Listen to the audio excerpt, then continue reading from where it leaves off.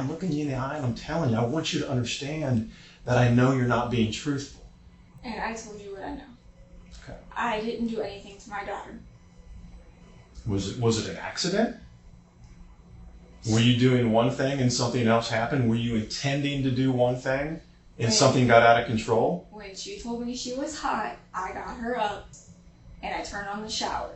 And that is everything that happened Friday night. Okay. Well, that's not everything, and you know that. This is Britney Mays, a pregnant mother who turned her home into a house of horrors for her own daughter. On July 29, 2016, first responders in Ohio are called to Britney's home, where her 4-year-old daughter Avery Hobbs is found unresponsive in the bathtub. She's rushed to the closest hospital. Doctors do everything they can to save her life, but she passes away in the days that followed. Noticing unusual injuries on Avery, medical staff call in the police. Officers question Avery's mother Britney and stepfather Charles Mays, who insist nothing unusual went on in the home. When an autopsy reveals that Avery died of blunt force trauma and bleeding in her brain, this disturbing true crime case turns into a homicide investigation. Police haul Britney down to the station for a formal police interrogation. Detectives have no idea that they're about to be sucked into a real-life horror story involving one of the worst mothers of all time. How you holding up? Trying to do the best I can. I've got friends and family trying to make sure I stay busy because they all know that if I just sit, I will shut down, and obviously I can't do that. Yeah. So how far along are you? I can't remember. I actually got 2 months left. Okay. You feeling pretty good though? As good as I can be. Yeah. Yeah. Considering, what's happened here, I understand that. So that, and everything that they've been putting on the media, the Facebook, I ended up actually deleting my Facebook because they were stealing pictures of my daughter off my Facebook. I'm just like, if you guys care about her, why don't you have pictures of your own? Why do you guys take them off my stuff? Yeah. So I'm just like... Almost like they were picking on you, trying to... Yeah, and it's people, they were, as much as I don't want to hear, but friends and family were telling me about some of the stuff that was said on the news, on Facebook, and I'm just like, all these allegations about what happened, and the autopsy report's not done yet, and they're trying to make me out to be a monster. Dad, the father of the year, he wasn't allowed to have any type of contact with her, didn't pay any type of support, but he's this great person, but I'm like this horrible person. I'm like, I fought hand and foot to get her back and to make sure she had stuff I didn't have growing up. I busted my ass. Right. Okay. And well, how are you holding up? How are you and Charles? Are you guys okay? Because I know that an incident like this can be very stressful on a marriage. You guys hanging in there? We're hanging in there. We finally actually just went back home the other day because we hadn't been. We actually went back. You're talking about back on beach? Yeah, we actually went back home. Let's see, today we went back Monday night. Okay. Yeah, it's Wednesday now. We went back Monday night. Obviously, it was hard for both of us because last place he seen her was when he put her in timeout when he left. Me, the last place I seen her was in the shower, and the shower's still chaotic from the whole incident. So I'm just like, it took some time. The first couple days after I came home from the hospital, I don't want to say we were fighting, but it was kind of attitude. You mind if I sit on the couch over? Oh, go ahead. It was kind of like attitude towards each other, and then because me with everything going on, all I wanted is just to be held by my husband and everything. He's like, he wouldn't touch me, he wouldn't look at me, and I'm just so me with everything going on. Like, why? And he goes, because Avery was my mini-me. She looked dead on me, except her hair was lighter than mine. Right. So, and that was his reason. He goes, every time I look at you, he goes, there's Avery. He goes, I just.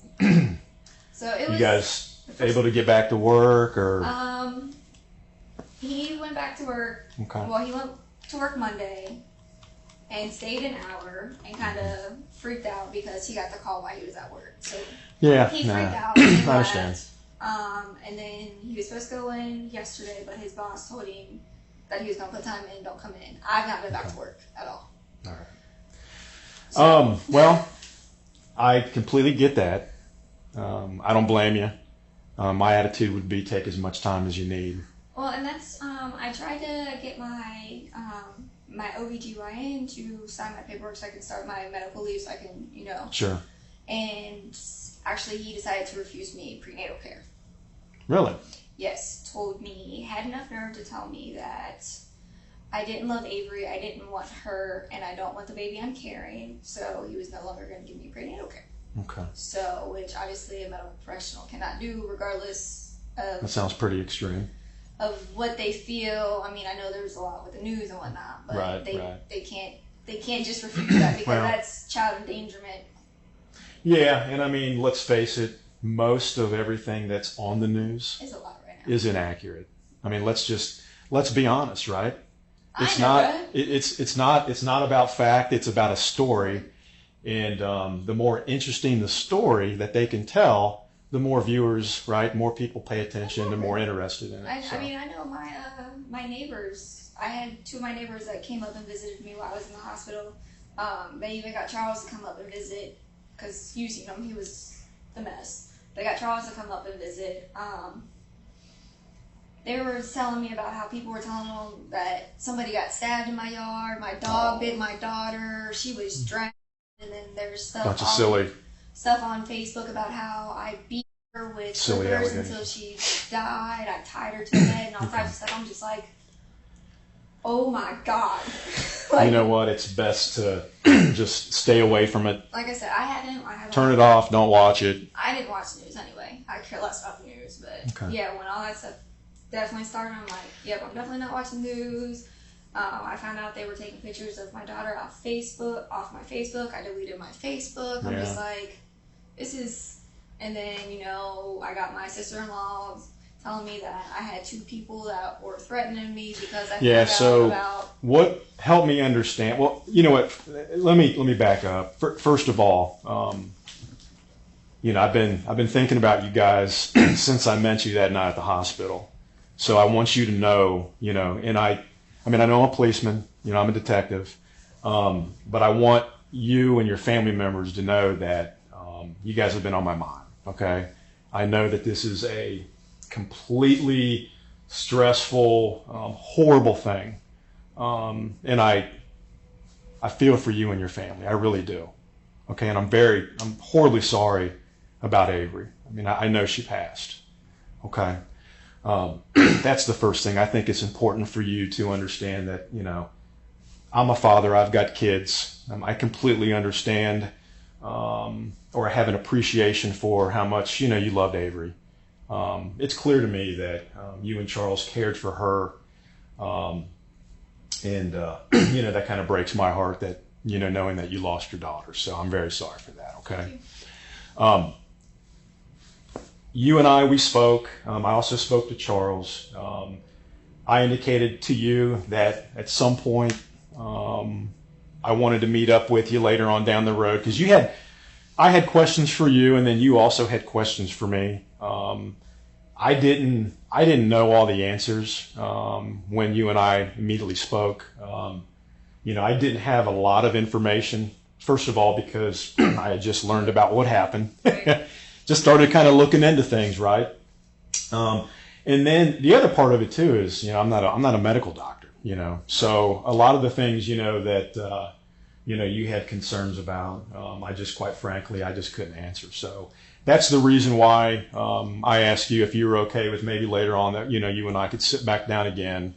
You indicated to me that you wanted to help with your daughter's investigation, and I appreciate your level of cooperation. I really do. We've learned a lot. We know a little bit more, and we can get into that here in a little bit. But one of the things that I have to do, and it's just kind of a procedural thing, okay? Because you're here and because your daughter passed, I have to read you your rights, okay? Because I'm going to ask you some specific questions about your daughter. Right. Okay. Do you understand that? Yeah. You have any questions about that? Okay. Please read Britney her Miranda rights. All right, so this whole thing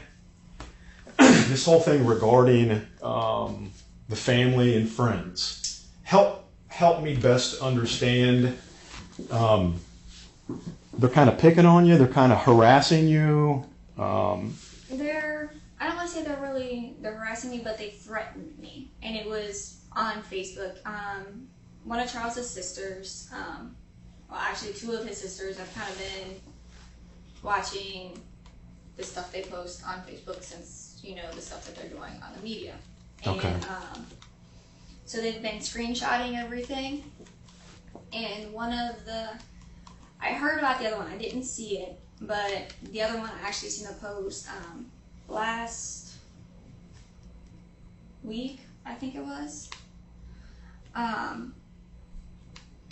I called down to the corners to see if the autopsy was done, so I could make funeral arrangements. Sure. Because I know the autopsy has to be done before. Right. And they said, yeah, blah blah whatever. Well, then the next day, I get woke up to my dad, my brother's ex-girlfriend, which is my niece's mom, blowing up my phone, like, going on about funeral arrangements, and like I didn't tell him. I'm like, what are you talking about? Well, come to find out, father went down and made funeral arrangements to have her taken out to Indiana, buried, and everything else. Okay. Would that be Jamie? Yes. Is that Jamie Lee Hobbs? Yes. Okay. That's biological father, right? Right. Okay. So obviously I called the coroner because I'm the one that has custody and everything. I'm like, right. No. You are the next of kin. Right. I'm like, no. Like, this is no. So they put a hold on her body. And I guess the coroner had to call the funeral home, and the funeral home had to call them. I don't know exactly how that worked, but eventually, I went and talked to Newcomer, and they told me to come back and set an appointment. They needed that paperwork as well, that stating he wasn't allowed to have contact, so I was able to sign off without needing his signature. Well, then they called me and told me that the coroner needed the same paperwork. Okay. So I called the coroner back. And help me understand, the paperwork you're speaking of, is that like a restraining order? Is that what you're talking about, or? It was through the courts during a custody battle between myself and Jamie's mom and stepdad. Okay. Okay. It was put in there that he wasn't allowed to have any contact with her. Okay. So that came from a magistrate. Yes. That was a judge's order, magistrate's order. Yes, sir. That he was not allowed to have any contact with Avery. Right. Okay. So they needed that same paperwork. So I called the coroner and, told them about it, or asked them what they wanted me to do. And they're like, well, let me see what's going on. Because I talked to like 3 different people. Gets confusing, yes. And then he comes back and goes, well, somebody came down here with a paperwork about an injunction. And he gave me the date. So obviously I was like, okay. So called around, blah, blah, blah, whatever. And finally got the information I needed about the injunction and the time, the place I needed to go. And then talked to the funeral home, and they were like, well, obviously we can't do anything until after the injunction. I was like, okay, that's fine. And then, well, apparently, I guess Tammy posted something, which is Jamie's mom. Posted something Okay, so she would be the paternal grandmother? Yeah. Okay. Posted something on Facebook about how I have Avery's body on hold and they can't do the funeral and whatever. Okay. Well, I guess, people sharing it and whatnot. Apparently one girl said that she didn't know me, but she lived over by me, so if they told her where I lived, that she'd come and smack the out of me. And then another guy was like, he's a friend of Jamie's. Okay. And he goes, no, I know her personally. Just let me know where she's at, and I'll go, and I'll quickly change her mind. And I'm just like, well, now I've got lies out there. I've got people threatening me. I'm like, can't even walk outside because there's news everywhere. I'm like, right. This is just crazy. And then, like I said, Did you ever have the occasion to talk to Jamie or his mother or anything like that? No. No. Okay, so if I understand you correctly, and if I'm wrong, stop me. Before you could react, it sounds like Jamie and his family went to the coroner's office and they tried to handle all of the burial details before you and Charles could react to it. Right. And then once you found out that they were actually going to take Avery and have her buried in Indiana, that's when you went to the coroner and you said, hey, look, I am the mother, I am the next of kin. He has no right to Avery. Mm-hmm. And then that's when the coroner did the right thing. They put a hold and said, wait a minute, we're confused here. Right. So we're going to go ahead and hold this until we can sort it out. Mm-hmm. And it sounds like it's going to go before a judge? Yeah, August 15th, so actually Monday. Okay. We go for an injunction for custody of Avery's body. Okay. So, which, again, this is... Because your wishes are that you be the one that handle Avery's burial and all of that. Well, at this point, because no parent should bury a child or have to deal with this. Child should not pass before a parent. No, yeah. So, and I'm not ready. I even told the hospital, I'm a firm believer in organ donor. I don't want to donate organs because I'm just not ready to let go. So I wanted her to be cremated and be up next to her baby brother that we miscarried last year. Okay. Because I'm just... Do you mind if I ask where that would be? Where? Charles actually built a shelf, and right now it's currently in our bedroom. Okay. Oh, so like in an urn? Yeah. Okay. So I want to have her cremated because I'm just not ready. No, I understand. No, I get it. I'm just, yeah. So, and apparently they found out about that too, and they're like, oh, she's trying to hide evidence. I'm like, what evidence is there to hide? Right. Autopsy's done. They posted something. Actually, my dad sent me to it. I can actually send. This is one screenshot I do have of something they posted, so I can actually show you this one because I'm not sure word for word what it says. But it was basically the coroner is trying to hide something, cover up what Children's Services did, because they would constantly call Children's Services and Children's Services would come out and find nothing wrong with Avery, so they dismissed all allegations. So, just so I'm clear, Michael Anthony is Tammy's brother. Tammy has been married twice. Tammy is the paternal grandmother. Yes. Okay. So this is Michael talking to Tammy on Facebook. Yes. You got to help. I'm an old guy. I don't. I get it. I don't even get on Facebook that much, so believe me. I'm just like some of these things. I'm trying to learn this whole Facebook and the Twitter, and I'm struggling. Oh, okay. I don't even bother with Twitter. Okay, so this is allegedly Michael writing to Tammy. Yes. Tammy, honey, two things need to happen. The coroner's office is being pretty squirrely. They said that you'd have to go to probate court over custody. If they release little Avery, she's going to destroy the evidence preventing further inquiry, meaning you. Mm-hmm. Okay. You're the pronoun? Mm-hmm. Okay. I would insist that a coroner outside of the Hamilton County system examine her. I'm concerned that one agency is covering for another's faults. Right now, I just got off the phone with the coroner in the Hamilton County helicopter just appeared in front of my house doing slow circles. I said to the guy that there would be hell to pay if there was some kind of crooked fix, and he said I was threatening him. In the court of public opinion, the other thing is I'd contact the press. Okay, so this is who? So help. Michael is who to Tammy again? Her brother. Okay, so Michael would be Avery's uncle. Right. Okay. So yes, I mean, this is, my thing is what they're talking about, agency covering up for agency, is right. They feel the coroner's is covering up for Children's Services, because like I said. Which is absolutely ridiculous. Tammy it's not, not true, right? You know that. Right. Tammy and Jonathan would constantly call Children's Services after every time they seen Avery, because of the custody battle that we had. Okay. They got visitation.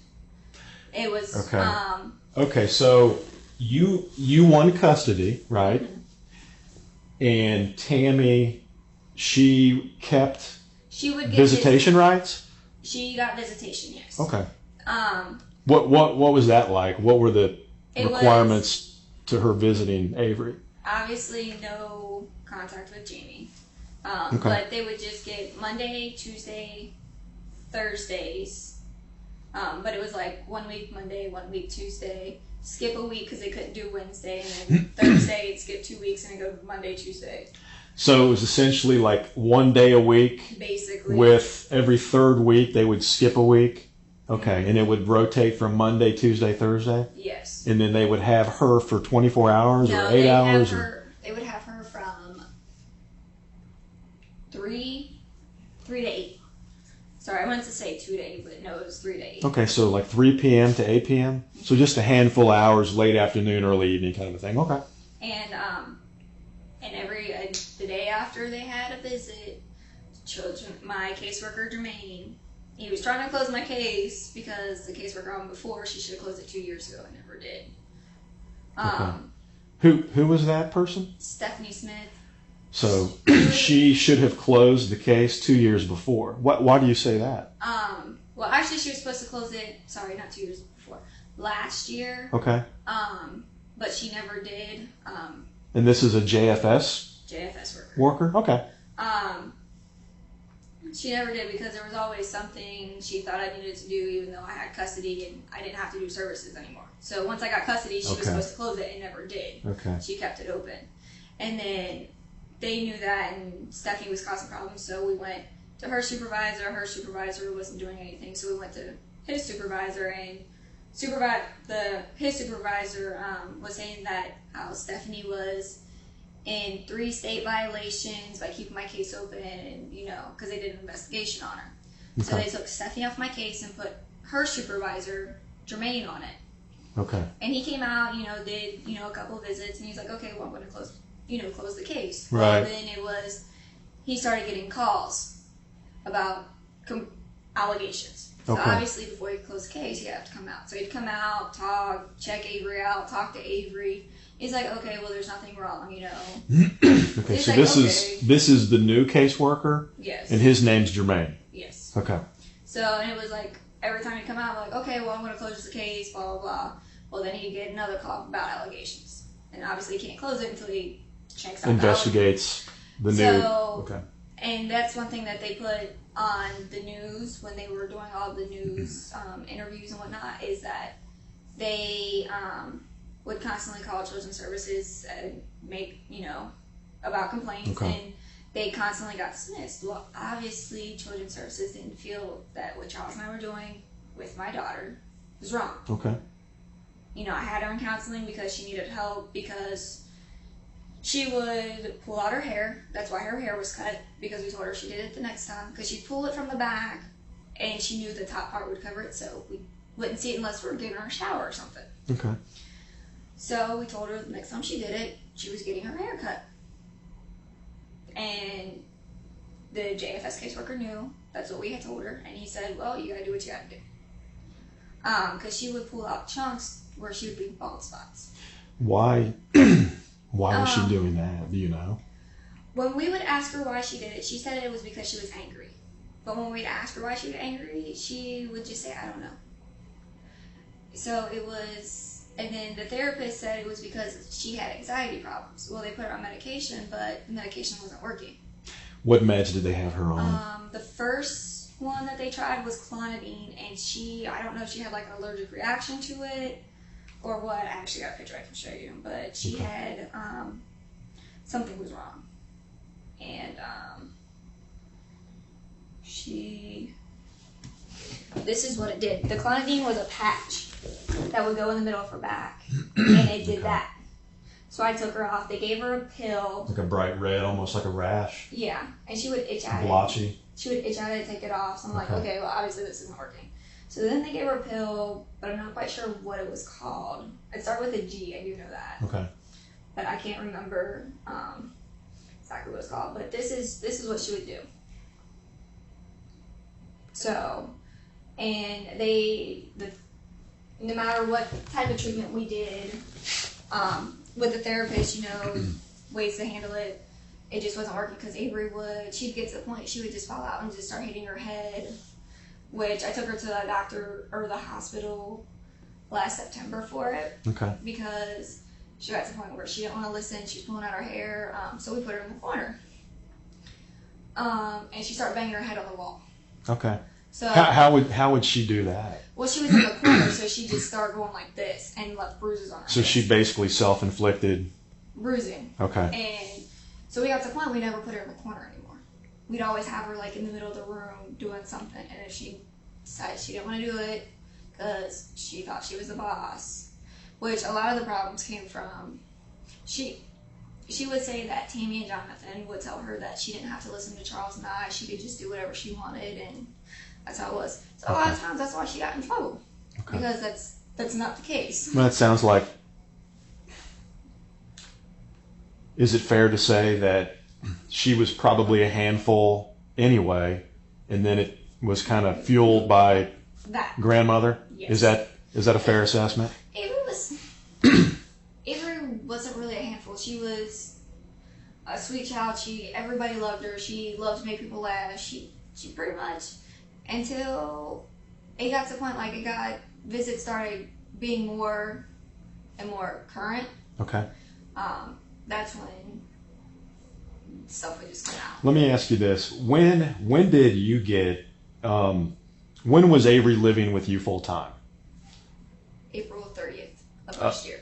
Okay, so April 30th of 2015. Were you with Charles then? Yes. Okay, so you guys, the three of you guys were living all together at that point? Or? We didn't start living together. Well, I mean, he'd stay with me at my mom's because at that time I lived with my mom. Okay. And that happened for about a month. And then we moved out because my mom was going through a thing with her mortgage company. Okay. And, they told her that she didn't have to pay anything, but they were taking her house. And so she ran into some financial problems. Yeah, when we moved up here from Kentucky, she had bought the house with a boyfriend, and 2 years into that, they split up. Okay. So it was that whole, yeah. So when did you guys, Charles and Avery, when were you guys living together full time? July. Actually, we did that for about 2 months. We moved into our house and that's we're in now. 1232 Beach. Okay. We're in now. July 17th of last year. Okay. So, So July of last year, you guys were all together, and again, correct me if I'm wrong, but it sounds like initially everything was going well. Avery was doing fine. We had our little moments. Okay. The first time it happened, I mean, I'd seen her pull her hair out before, but it was just kind of like a few strands. So I really, didn't think anything of it. And then September last year, that's when she pulled out the most. Okay. And, put her in the corner, and she did all that. So I took her to the hospital, and Stephanie, she was still my caseworker at the time. Okay.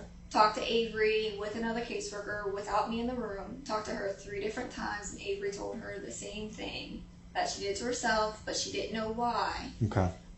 Stephanie removed out of my care, and that's how I ended up getting her taken off the case because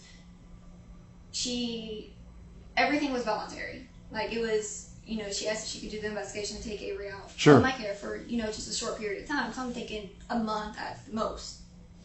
She had her out of my care until December 4th. Okay. And that's when, everything was like, okay, this is too much. So I started calling supervisor. So Stephanie got involved and actually removed Avery in July? No, it was September. September, forgive me. From September, and it went all the way into December.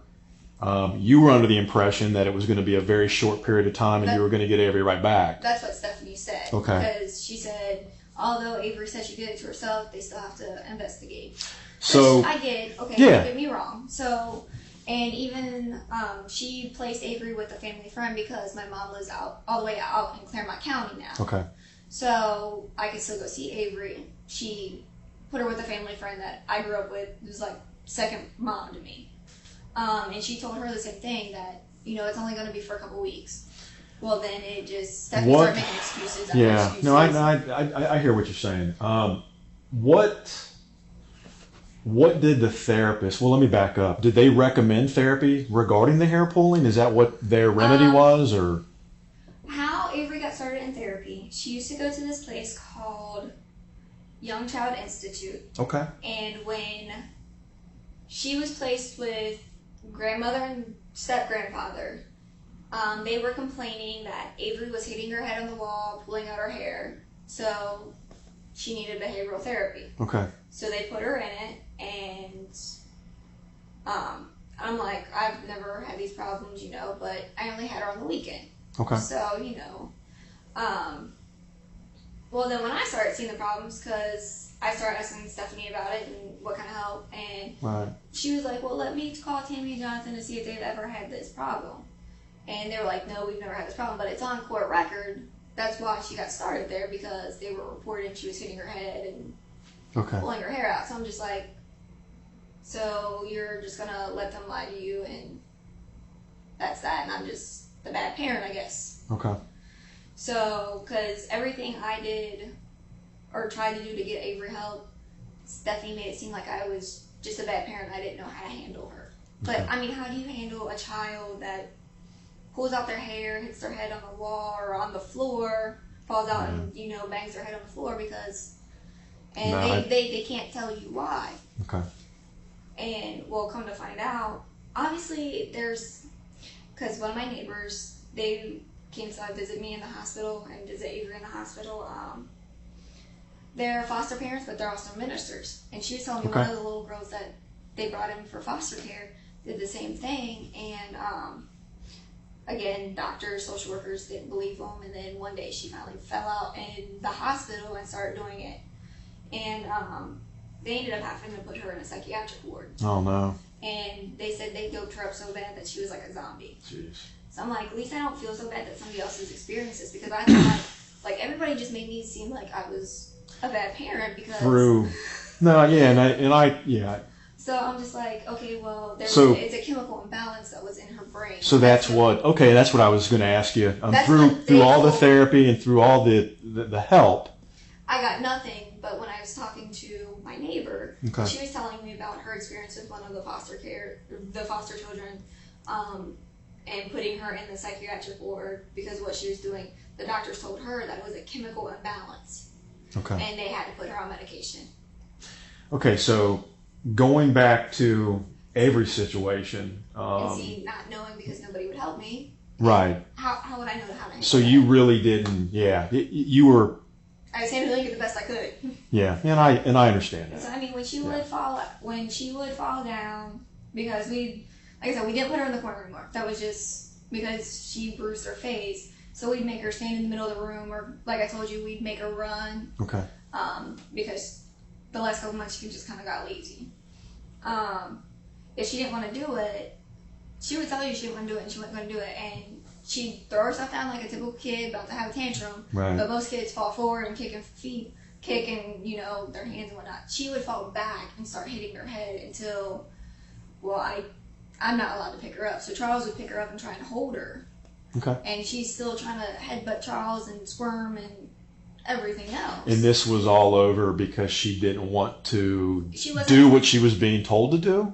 Yeah, because she did something she wasn't supposed to do, so she got in trouble, and she didn't want to go in timeout because apparently when she's over there that she can just do whatever she wants, even if it's wrong, and she doesn't get in trouble for it. So you Charles believe and I are basically the bad guy. You believe the behavior that you believe the non-parenting behavior of the grandparents kind of exacerbated, if you will, fueled her bad behavior at home because... Basically, when you got a 4-year-old that looks at you and tells you that she does not have to listen to you because you're not the boss she is and she can do whatever the hell she wants, and you tell her something and she tells you to fuck off, and I'm just like, where is this coming from? Right. And so we'll sit there, and once we get her calmed down and everything, we'll sit there and ask her why she feels like that, and she goes, well, Mama and Pappy say I can do whatever I want. I don't have to listen to you, and you're not my boss. Only they are, and you know, that whole kind of thing. At any time, did you ever talk to them, the grandparents, about what was going on? If I would say something, they were just like, "Oh, she's just a perfect angel." Da da da. I'm just like, okay. Well, you're no help to me at all. So I just kind of kept it to the short, sweet, and didn't say anything more than I had to today. So what medications, just so I understand, what medications was Avery on? What was prescribed to her? She was prescribed a anxiety medication. Do you remember the name of that one? The first one was the clonidine patch. The second one, it started with a G. I cannot for the life of me think of it right now. Okay. But when I get home, I can find the bottle and call you. Okay.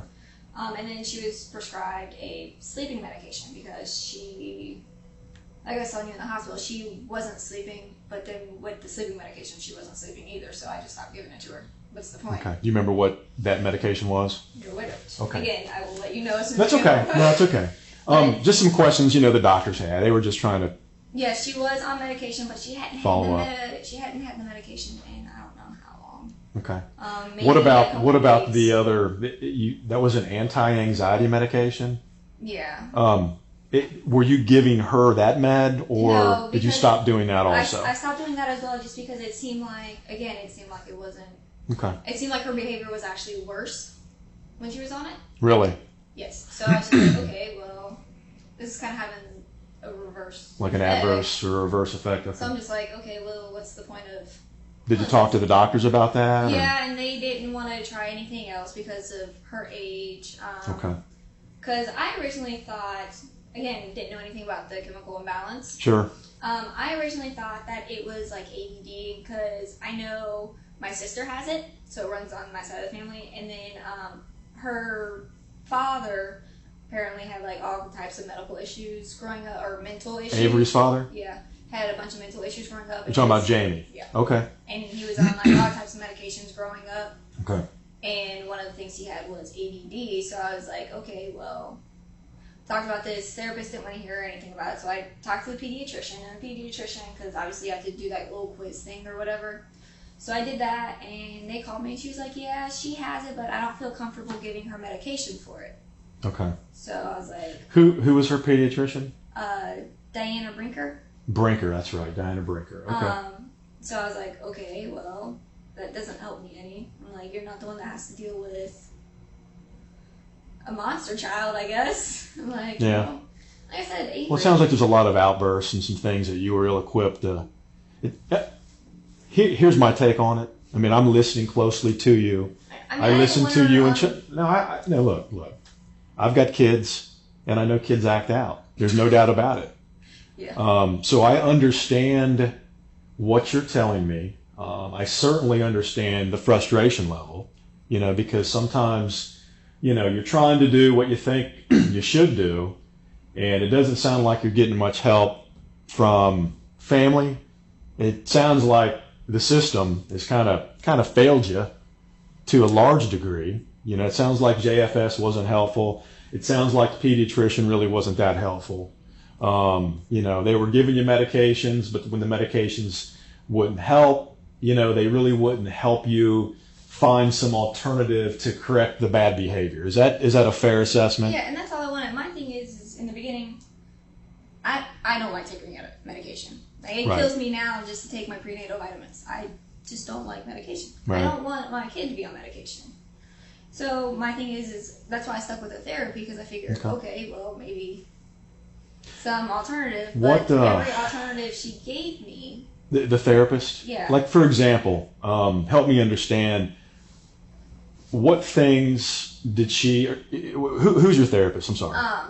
Rachel Manning up at Beach Acres. Okay, so Rachel was giving you and Avery things to work on? Yeah, it was like, because, like I said, they said it was just anxiety, so it was... and they felt that's why she was pulling out her hair. So it was when we seen Avery get anxious, have her kind of jump around, hold my hand and jump around, or rub the table or her legs to help her calm down. But it didn't seem like it worked. And then, she'd want us to, when I put Avery to bed, read to her to help her go to sleep.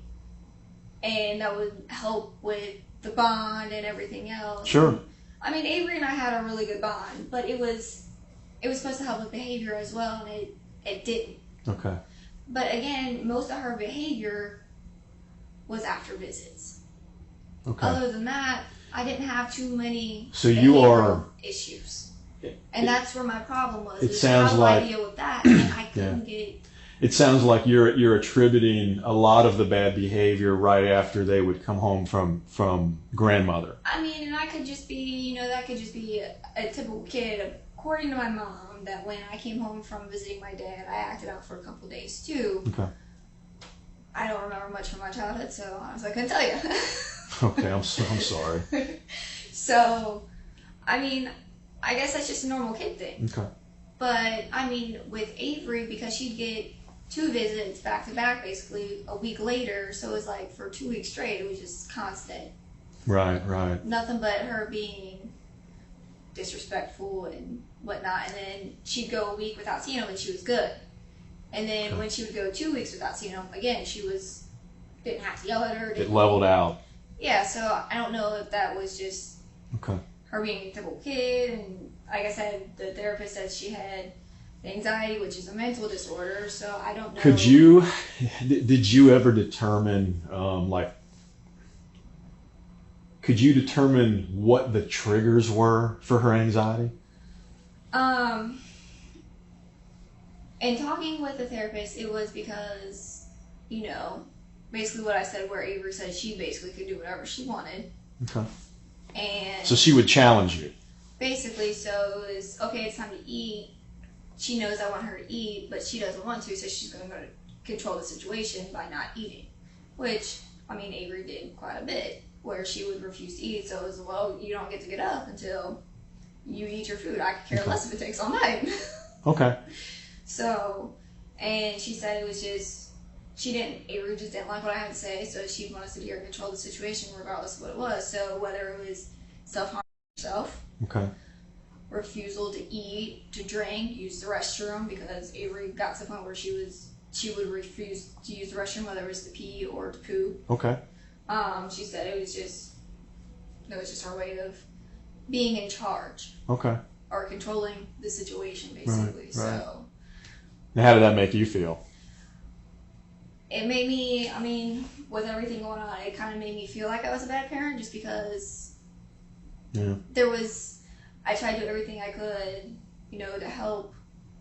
I'd even try to play games with her, try and get her to eat, try to, if you eat your food, you can have ice cream, Gotcha. The whole kit and caboodle like rewards, right? Any parent would do. You do this, you can have try to motivate her with rewards, ice cream, and it was just like it didn't work.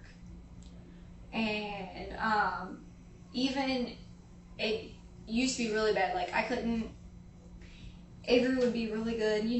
Most kids love to hear their parents, but, oh, you did a good job, I'm so proud of you. Right. Avery, when she would hear that, it was kind of like a light switch. Like it was, it was something negative. Even, I'd say, how proud of her I was. Okay. All this, I got a negative reaction. Instead of, the normal hug and kiss or whatever. What would she do? She would immediately start acting out. Huh. Like it was just like an adverse effect. And I was talking to the therapist about that, and she goes, well, with what you were telling me on how she was raised at their house, she goes, that's completely normal. Okay, why'd she say that? In the court trials, Avery at 2 years old was still sleeping in a crib in their bedroom instead of in a toddler bed. Okay. She would get stuck in a pack and play with just a few toys instead of being able to get up and play and be a kid. She goes, so there was really none of that interaction. Okay. I mean, even when they showed pictures in court on why they should have custody, they were just of Avery, but she had this devastated look on her face. There was no adult-child interaction, no child-child interaction, no anything, not even of her playing. They had a sandbox, and she's just sitting there with her feet in the sand and just looked devastated. Like sad, like that? Or? Yeah, she just, okay. I mean, even her first birthday, most kids are like trying to grab the cake and everything else. Right. She was just sad, crying. I'm just like, okay. But when I threw her birthday, because I got to do her second birthday, she's like all excited and everything else, and okay. I'm just like, I just don't understand. They love this little girl, but they didn't have any pictures of them holding her, playing with her. Where when I put pictures in the court, she was with my oldest daughter. She was with my mom, my brother, my sister, me, my grandparents, you know, just everybody. Right. She had nothing but smiles on her face. Right. Okay. So I'm just like... So when you were trying to, when you were giving her, praises, Avery, that positive reinforcement, the praising, it had like an adverse effect. Because I guess she never got it. So she had, you were working very hard to establish that mother-daughter bond, and it sounds like, for whatever reason, she wanted no part of bonding with you. Because I guess she never had it. She never had a bond, so Okay. it was... And I mean, our bond, it got better. I mean, it got to a point eventually that I could say she did a good job, or even before I could say she did a good job, she goes, I did a good job and you're proud of me. And I'm like, yeah, you know, like, so it got to a point where I was able to do it and I didn't have a problem. And I mean, like I said, she would even come out and blurt it out before I could even say anything. Right. And, you know, so, I mean, our bond got, you know, eventually got to that point. I mean, it took, once I switched therapists, within like 2 months, I guess, our bond kind of got right to where it needed to be. Okay. So you left Beach Acres then? No, I left Young Child Institute to go to Beach Acres. Okay. All right. So you had greater success at Beach Acres. With Young Child Institute, she had 2 therapists there. One was Margaret, but she left, and Avery did really good with her. Okay. And then the therapist she had when I left, Suzanne, it was kind of like she didn't have kids because she would just let Avery just walk all over her. Okay.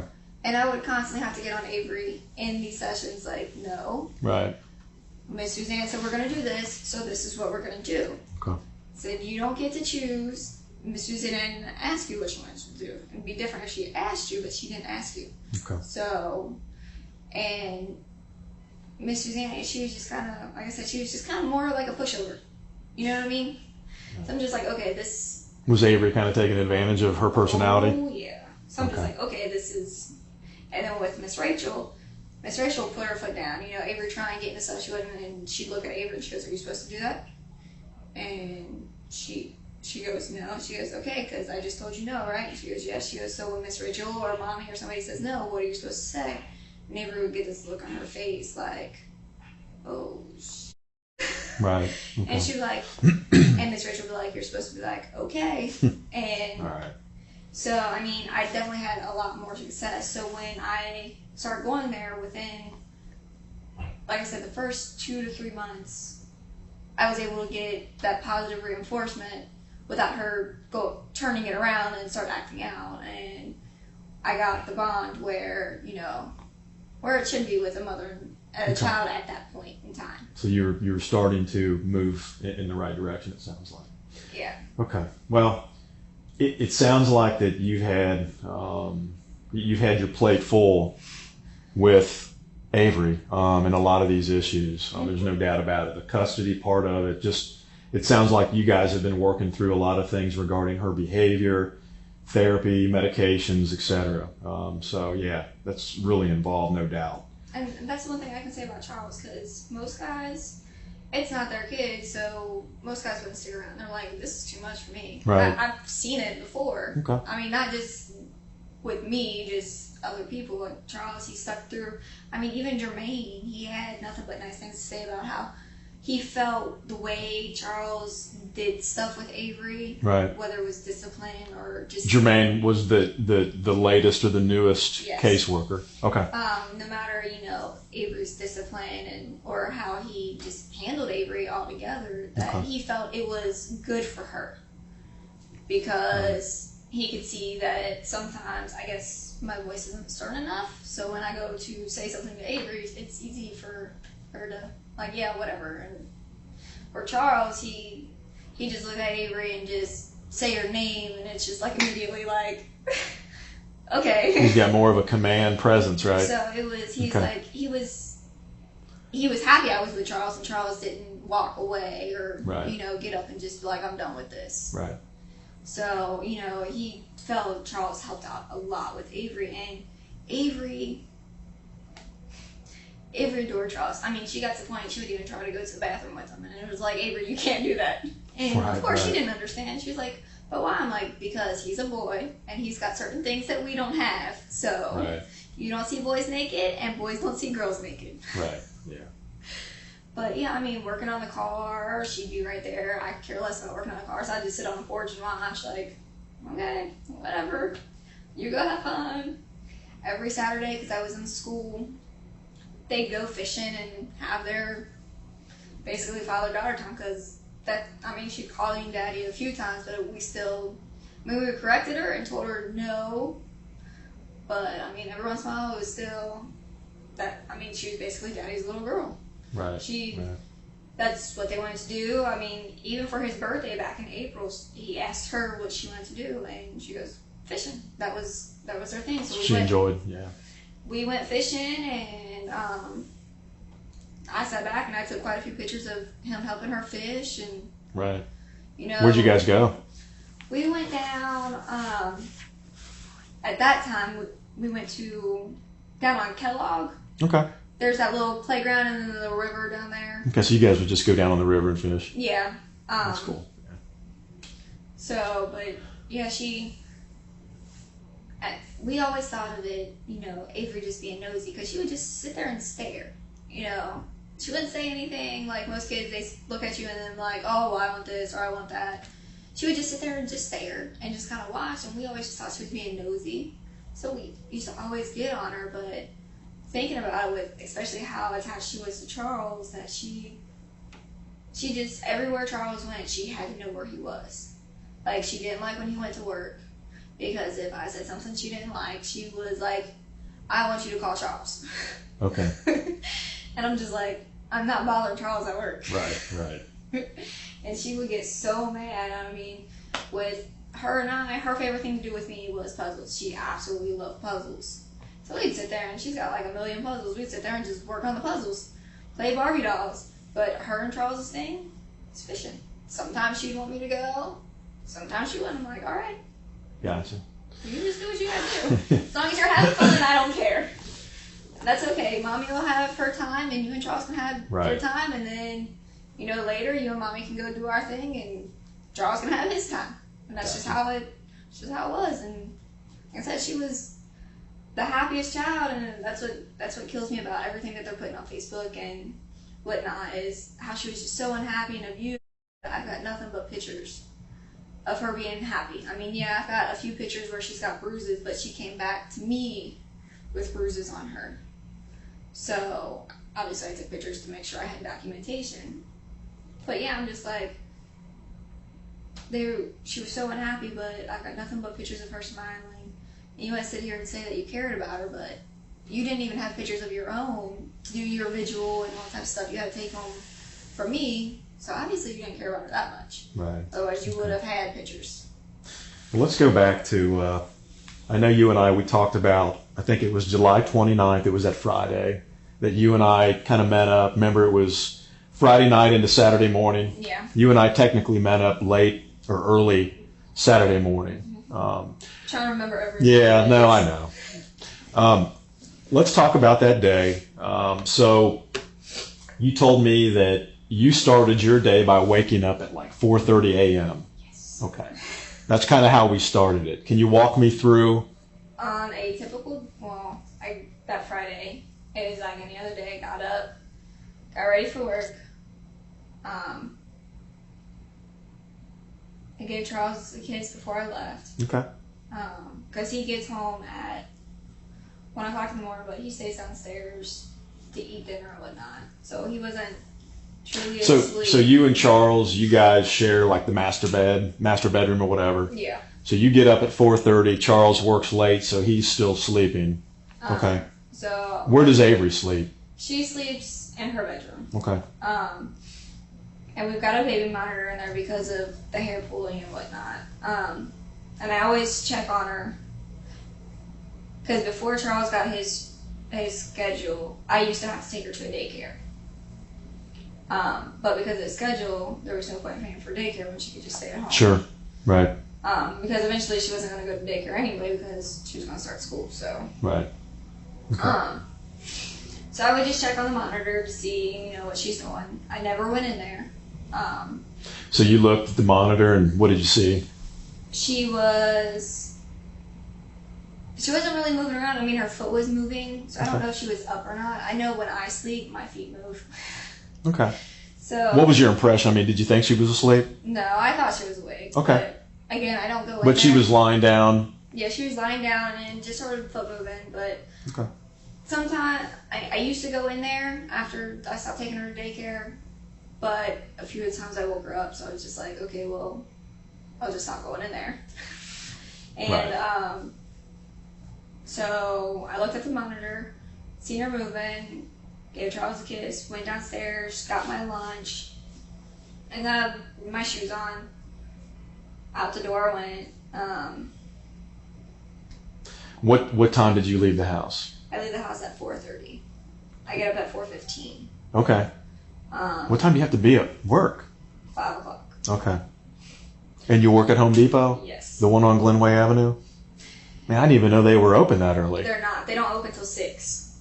I just get there at 5 o'clock in the morning, and it sucks. Okay. But the schedules work. So you wake up at 4:15. Charles is asleep. You give Charles a kiss. You look at the monitor. She's stirring. You're not sure if she's really awake or asleep, but she's lying down. Right. Okay. And, I get the rest of my stuff. I leave. I always text Charles when I get to work, even though I know I'm not going to get a text message from him right away. But I always let him know that I'm at work. And I just do my normal thing at work. Okay. On a normal day, he would text me when he'd wake up. Okay. Which would be about 9:30ish. Anywhere between 9 and 10 o'clock, we'll say. And then I would talk to him on my lunch, which is at 11. And then I wouldn't talk to him again until I got home from work, unless he wanted to tell me something about Avery, just so I knew when I got home. Because a lot of times, if she got in trouble right before he left, he would call me to be like, hey, by the way, when you get home, Avery's in timeout, blah, blah, whatever. Okay. And to kind of well, what about that Friday? Was there anything significant about that day, or? That Friday, I knew he was supposed to be looking at somebody's car, so he didn't call me on lunch like normal. Okay. And then he called me right before I was due to leave work, which I leave work at 1:30. Okay. And was telling me that, Avery got in trouble, so he sent her up to her room or something like that. I just know she was in her room. I can't truly remember what happened. I guess, he talked to her about it, because I know certain things he doesn't like to talk to her about because it makes him uncomfortable. Like, he can't even give her a shower. Even if I ask him and I'm there to give her a shower, he's just like, okay, Avery, get undressed, I'll turn the water on, you do what you gotta do. And I'm like, she cannot wash herself correctly. Okay. So I have to go in and give her a shower after she's like done. I'm like, whatever, just give me her clothes. Give me something. Okay. So I guess, so I'm going to assume because he couldn't give her a shower that the conversation made him uncomfortable because he's seen it, so the phone conversation ended with you, right? Yeah. And then at some point, you go home? Within like 5 minutes of getting off the phone, I was going home. Okay. So what time did you make it back to your residence? 1:45. All right. I got in and, excuse me,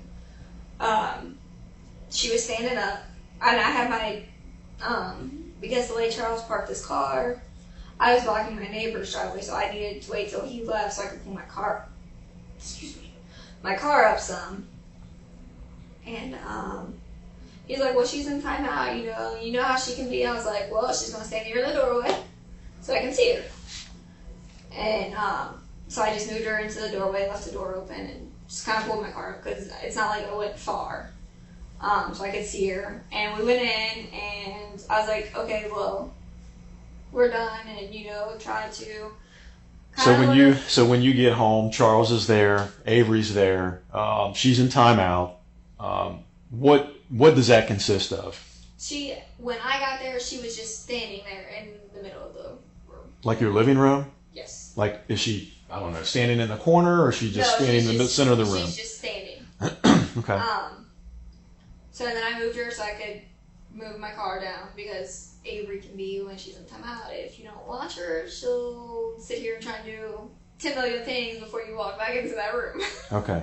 So your timeout is, just so I understand this, your timeout is you place her, she stands in the center of the living room area. Okay. So I moved her to the doorway, and because I hadn't walked in the house yet, Charles was walking out, so I just moved her to the doorway so I could see her. Okay. Pulled my car up, out from in front of my neighbor's driveway. Said goodbye to Charles, hugs, kiss, that good fun stuff. Went in, I was like, okay, well, school's getting ready to start, so how about we start working on, stuff you know how to do. And so let me slow you up. So you get home at roughly 1:45, and then Charles, he's leaving. Yeah, because he's actually supposed to start work at 1 o'clock in the afternoon. Okay. But because I don't get home, I don't get off till 1:30. His boss told him it's okay, just as soon as you get there, just clock in. Clock in, okay. Where does he work at? He works at FedEx down in Mount Zion. In Kentucky? Mm-hmm. Oh, is that the one near the airport? You're not sure? Okay. That's okay. All right. So you get home. Charles is leaving. So you get home. It's 1:45. She's standing in the center of the living room area. And then you decide to start working with her on her schoolwork because she's getting ready to go to, is it preschool or is she going to go to kindergarten? Okay. She was supposed to start kindergarten actually August 17th. Okay. So, I pulled out paper and, I was like, okay, well, spell your name for me. So she spelled her name, and I was like, okay. And then I wrote it down. I was like, okay, well, write your name this many times. I think it was like 10 times. I'm not 100% sure, but I think it was like 10 times. So she wrote it, and about halfway through, she just kind of, I guess she kind of got to the point where she didn't want to do it, so she kind of was playing stupid. Okay. Now, where were you guys at doing this? In the living room. Is there a table or a desk? Because our kitchen, how it's kind of small, so we really don't have a kitchen table in there. So Charles and I eat on the couch, and then she has a little table that she eats on. So we were over at her little table, and like I said, halfway through it, she was taking she would spell her name, but she would forget a letter. And then she would do her last name and would add a letter that wasn't in there. So I'm like, no. I said, see how it's spelled up here? I said, that's how you have to do it. And then it got to the point where she would take the first 3 letters of her first name and the first 3 letters of her last name and just I'm like, no. So once we got through with all that, I was like, okay, let's take a break. Because she was starting to shake and kind of she was getting frustrated. I'm like, okay, let's just... How long did you guys work on that? With the breaks and everything, I'm going to say maybe 2 hours, because about 4:15, she decided she wanted to go upstairs and lay down. Okay. So, because I constantly just had to keep taking breaks.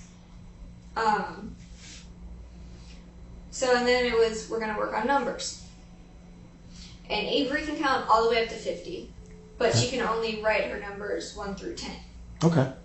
So we were like, okay, we're gonna write 1 through 10, and she did 1 correctly, and then she wrote 2 a couple times correctly, and then it just kind of got scribbles. So I was like, no, you were doing it fine. I said, but you did it fine, so we're done. So let's move on to 3. She did 3 without a problem, and then 4, she was struggling a little bit, so I got behind her. And, I took her hand and, I wrote it a couple times with her hand. I was like, now can you do that? And she did it a couple times. I was like, all right. So let's move on to 5. Well, 5, it was the same way. But even after I took her hand and wrote it, she was still... So I was like, okay, well, we're done. Let's take a break. And so we took a break. And then we came back and we did flashcards. Okay. We did the alphabet, uppercase and lowercase, and then I think we started on the numbers, when she started like messing them up. And I was like, okay, let's take a break. And she's like, can I just go lay down? I'm like, sure, whatever. Okay. So I kept her up there until dinner was done. And that was like 6:30. And all I did was just make eggs and hash browns. So you had gotten home at 1:45. Everything seemed okay. I mean, I know she was in timeout. So you worked roughly from, I don't know, I'll just say 2 o'clock until going on with 6? Well, 4. 4? 4 with her on the school stuff. Okay. And then I put her upstairs because she has to lay down. Okay. Which really isn't normal for her, honestly. She never wants to lay down and like, she never, even, she can say she's tired, but she still doesn't want to like lay down and rest. So that was a little odd for me. But I was just like, okay, just whatever. Frustrated, maybe tired from the concentrating, the schoolwork. So I'm just like, okay, we'll go upstairs and, I put her in the bed. And then you made dinner.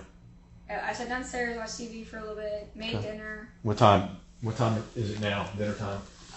Dinner got done between 6 and 6:30. Okay. Like I said, it was just eggs and hash browns, so it was quick and easy. And usually... Now, did she eat with you, or...? Yeah, she ate, but She came downstairs then? I went upstairs and I got her. Usually it takes her, she loves eggs and hash browns, so it usually only takes her like 20 minutes to eat. But Friday night, it took her from 6:30 till about 7:15, 7:30 to eat. Okay. Which, like I said, normally isn't like her, especially with eggs. Is she a good eater? Typically, yes. Okay. Was there something unique about Friday night, or? Well, within the past week, 2 weeks before her incident, we had been having problems getting her to eat. We'd give her food, and she may take a couple bites out of it, but she's just like, I don't want to eat. So, it's obviously we're not going to sit there and make her eat. She ate a few bites, so get up and whatever. Okay. Because, when I got home, even when I made dinner, put her dinner on the table, her breakfast was still on the table in the bowl. What was that? Just shredded wheat cereal. Shredded wheat? Okay. So, Charles was like, yeah, she ate like 4 pieces, I was like, we had to go out and, helping that guy, whatnot. Neighbor wants to go out there. He goes, so she ate 4 pieces, and I just said, whatever. So she didn't eat that much Friday? No. Okay. And, like I said, we had been having trouble getting her to eat, so during the day, it's just, okay, you eat, great. If not, whatever. Dinner time, she gets made to sit there and eat until it's done. So you made eggs and hash browns. She normally really likes eggs and hash browns? Yeah, usually, she wants ketchup on her eggs and hash browns. Okay. And, she didn't even ask for that, so again, it's kind of out of the norm, but I just figured, it's one of those things where I just don't want to eat, so I'm not going to. So she gave you a little attitude?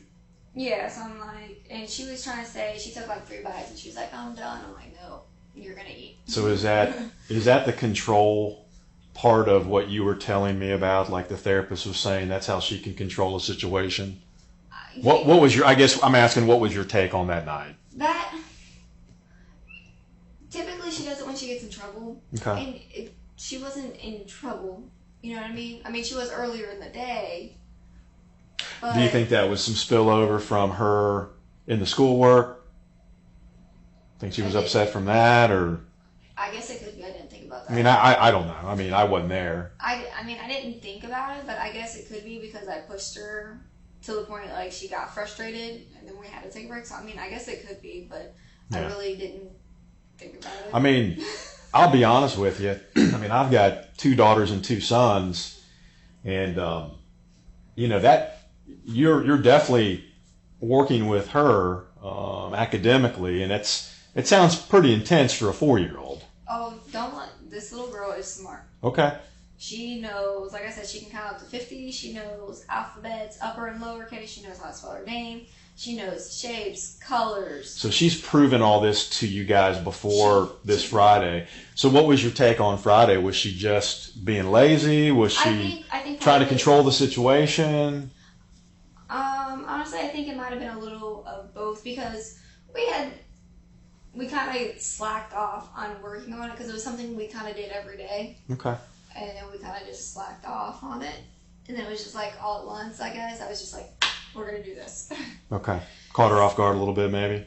Yeah. So, I mean, I guess it could have been, you know, her being lazy with the schoolwork. And then it was like, oh, well, you were making me do this. So now I'm not going to eat. And she knows that at least with dinner time, especially since she's not been eating that good, that she has no choice but to sit down and eat. And I don't care how long it's going to take. Okay. That's just how it is, and you're going to deal with it. So, does she recognize that pushes your buttons a little bit? Is that? I think she does. Because she can get to a point, like, if she gets in trouble, she'll get to a point and she'll look at me and Charles and, I hate you, I don't love you, I'm doing this stuff on purpose to get taken away, and blah, blah, blah, you know, all kinds of stuff. So which it kills me out of a 4-year-old, because usually you don't hear that until they're teenagers. That's fair. So, that's fair. She definitely knew how to push buttons. Okay. But that's one thing I was, you know, with the therapist because the therapist not only helped Avery, you know, she kind of just, you know, helped me on how to deal with it. And it was just basically, okay, well, that's okay that you feel that way. You know, you're mad right now, and that's fine, but. So Friday, she doesn't want to eat. You're asking her to eat. You guys started dinner about 6:30. 6:30ish. Which is normal. At some point, do you relent, or does she finish her meal, or do you give up on her, or what? No, she finished it. Okay. Like I said, it took her an hour. So now it's 7:30ish. Okay. And because I have to get up and go to school in the morning, plus being up at 4:15 in the morning. You got to be exhausted. Oh yeah. Jeez. So it's okay. Let's go upstairs. It's bedtime. You know, go potty before you go to bed. Okay. So that's the I call it like the pre-bedtime. I mean, you guys have a little ritual of it's brushing teeth and washing behind the ears and putting PJs on and all that. So help me understand what happened that night. Friday, we went upstairs, told her to go to the bathroom before. Okay. Because if I don't tell her, she won't go, and then that'll be her excuse on why she peed on herself, is because I didn't go before I went to bed. Okay. So I make her go. I didn't make her brush her teeth. Okay. I didn't make her brush her teeth. She had, when she went to bed, she had on a t-shirt and underwear. Okay. Is that typically what she wears? Usually, a lot of times I'll just let her sleep in like her panties, just because I haven't went out and bought summer jammies. Okay. Is it hot inside the residence or what? Typically yes, but Friday it was raining. Okay. So when it rains, it kind of gets cool. So that, and she's got the ceiling fan, and then she's got a little box fan in her room. Okay. So typically it's not too bad. So Friday was comfortable? It was comfortable, because usually if it's not comfortable, I make her sleep with pants on. Yeah, I mean, you're right. Friday that was a heck of a rainstorm. Yeah, I was freezing. Yeah. Okay. So I was like, okay, t-shirt and panties, you know, that's fine, whatever. And I laid her down. Okay. I don't know who that is. So I laid her down. Now, does she have her own bed, or? Yes, there's 2 beds in there. Okay. One for her, one for my oldest daughter. But she wasn't sleeping on her bed because she came back from a visit with one of the grandparents. Okay. And she had bed bugs. So your daughter had bed bugs? Yeah, it was all over her bed. So her bed was stripped down, and so I still had her old toddler bed. Okay. Well, it wasn't put together, but I have the mattress. So I just laid the mattress on the floor in between the 2 beds. Okay. Okay. Later on that, gave her hugs, kisses, you know, told her I loved her. I would see her later. I never would say I'd see her in the morning, because I would never see her in the morning. Right. And everything was fine when you laid her down? Everything was fine. Okay. I went downstairs to go get me some milk so I could take my prenatal vitamin. Went to the restroom, got myself ready for bed. Turned on my TV. And... So now you're back in your bedroom, like the master bedroom? Yeah. So you're watching TV. Okay. And I think I dozed off. Do you remember about what time you laid her in bed and then... I'm going to say it was probably 7:45, 8 o'clock. Okay. Is that early for you guys or... No, because you're exhausted. You've got to get up so early. We usually go to bed anywhere between 7:30 and 8 o'clock. Okay. So it wasn't anything unusual. Okay. So it was right around 8 o'clock. And then after I got done getting myself together and whatnot, it was probably 8:15 before I climbed in my bed. Okay. And she's... And again, you're doing a good job. I just want to make sure I understand everything, okay? That's fine. So she is on her little toddler bed mattress on the floor because the bed has bed bugs.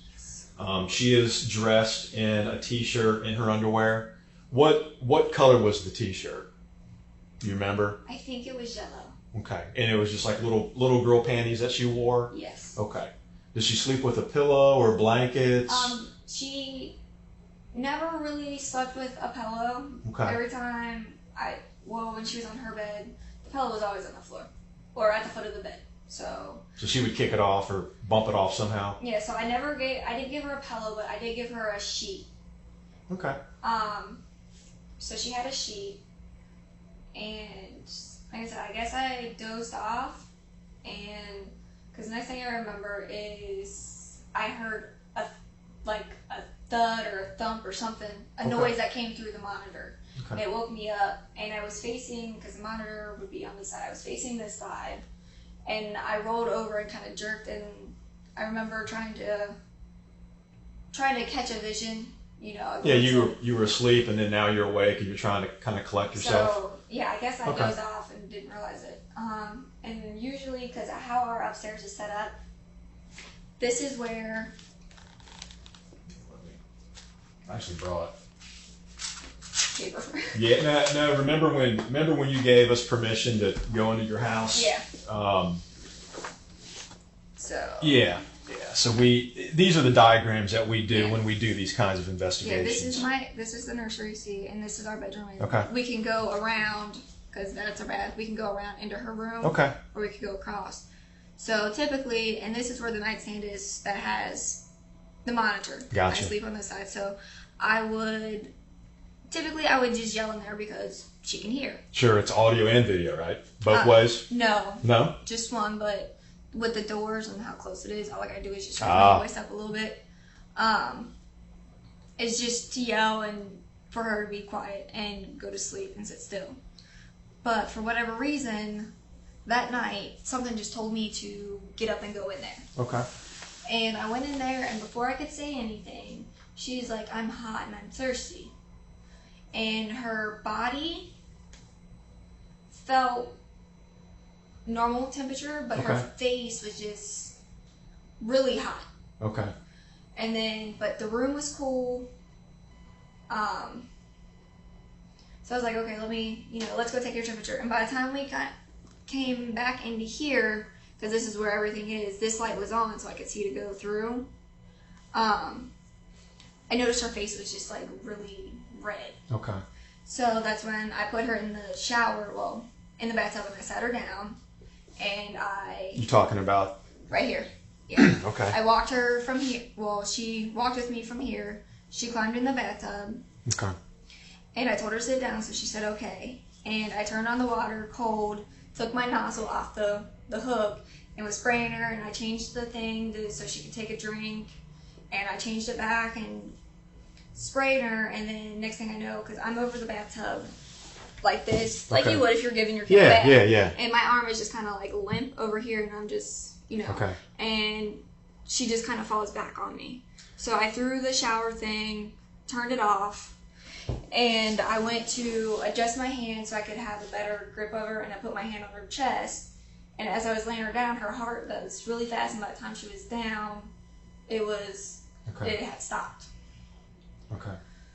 So as you were spraying her, she kind of fell limp, and then you went to check her heart, and her heart was racing, and then it was gone, and then it stopped beating. Yeah, and okay. I laid her down completely. I tried to call 911 from the bathroom, but with my house, service is kind of Okay. But you would figure even though I didn't have much service, it's emergency call that it would have went through, and it didn't. Okay. So you're like in a bad spot for your phone. Yes. Okay. It is horrible. Okay. So I tried, I think it was like 3 times, and then I finally went downstairs and out onto my sidewalk outside, and it went through, and when I got the lady on there... You called 911. I got the lady on there, and I was telling her what happened. She's trying to calm me down so she can understand. She's like, well, I need you to go lay her flat, and she goes, I'm going to talk you through CPR. So I grabbed her out the bathtub, and I laid her on the bathroom. So you stayed on the line? Yeah. And you were able to keep your signal? Okay. Right. So you returned back to the bathroom? Mm-hmm. Okay. I laid her on the floor, like kind of in the doorway right here. Okay. And she told me to put my one hand up under her neck and the one on her forehead to straighten it. Open her mouth, breathe in. I know when I was trying to open her mouth, okay, it was kind of like it was clenched shut. Okay. But she told me to breathe in her mouth 2 times a minute each time, and then do 30 chest compressions. And she wanted me to do the chest compressions, or count the chest compressions out loud. Right. And I did it. I was going on my 3rd round to do the chest compressions when the paramedics came upstairs. They picked Avery up off the floor, set her on my bed, and then they picked her back up and walked downstairs, and where the ambulance was parked, it was kind of like halfway up the street. Okay. So they had to walk halfway up the street to put her in there. Okay. And then after that, they wouldn't let me in the ambulance, so I don't know how long. They were long. Probably working on her. Yeah. So how long you administered CPR. You gave almost 3 rounds of 2 breaths followed by 30 chest compressions. Mm-hmm. And then the fire department, they show up. They assume control. They remove her from the bathroom floor, place her on her bed? No, on my bed. Okay, in the master. Okay. They placed her on this bed, but they didn't do anything. Gotcha. They set her down for maybe 30 seconds to a minute, and then picked her back up. And then they took her to the ambulance? Yes. Okay. I don't know why they set her down. I don't. Okay. Okay. They just set her down and then picked her back up. So that day, did Avery, did she present like any symptoms of being sick or not feeling well? I mean, for example, did she have a fever? I didn't check her. The first time I checked her was when she said she was hot. Okay, but that was, I'm talking about like during the day. Yeah, during the day. Did she present any symptoms? Did she have a runny nose? No. Did she have a cough? No. I mean, was she lethargic or was she doing okay? She was during the day. She was okay. Okay. She typically when we worked on schoolwork, she liked it. I'm trying to, yeah, but have too many problems I guess what I'm trying to better understand. Normally, she kind of acted like herself, I guess. Okay. I mean, well, and that's what I'm trying to understand, because when you put her down for bed that night, she felt fine. She was okay. Yeah, she felt. Okay. Did she have any? Did she have any falls, or did she have any traumas? Did she hit her head or anything like that during the day? Not when she was with me. Okay. As far as I'm aware, she didn't have any with Charles. I think the last time she decided to throw a tantrum, actually this happened 2 weeks ago within a couple of days of each other, which but I'm talking about like that Friday. No, the last time Charles did not report, excuse me, Charles did not report anything to you other than when she was we'll say exploring. Yeah. That was the only significant event that day. Yes. He didn't say anything about hitting her head. Okay. The last time she hit her head was, I think, maybe a week prior when she got in trouble and she fell out and hit her head on the floor. And that was a week prior to? Yeah. What were the circumstances surrounding that fall? She got in timeout and she was being made to run. And she got to the point where she didn't want to do it, so she dropped down and threw herself back. And then I know while I was at the store, which I forgot about until just now. That's okay. It was just me and her at the store, which I didn't do too much grocery shopping. So I was literally just getting minor things. This fit happened at the grocery store? No, but I did end up hitting her in the head and knocking her down because she kind of like went out of sight and I had a basket and I kind of turned around. Okay. And are you talking about like one of the plastic, the grocery? Yeah, and I grabbed her and she fell. Yeah. Which kind of made me feel like super crap because I was like, oh my god, first of all, I couldn't find my child. Yeah, that was an accident. You're just turning. Yeah. Okay. But those were, like I said, those were like a week before all that happened. Okay. So other than that, she had a clean bill of health that day. There was no falls. There was no significant injuries. No. I don't think she said anything to Charles about not feeling good. Okay. But like I said, I know when I went in there to go tell her to lay down and stop moving, that's when she said she was hot. And like I said, everything felt fine except her face, and it was just really warm. Okay. So, I mean, what is your thought on what happened to her?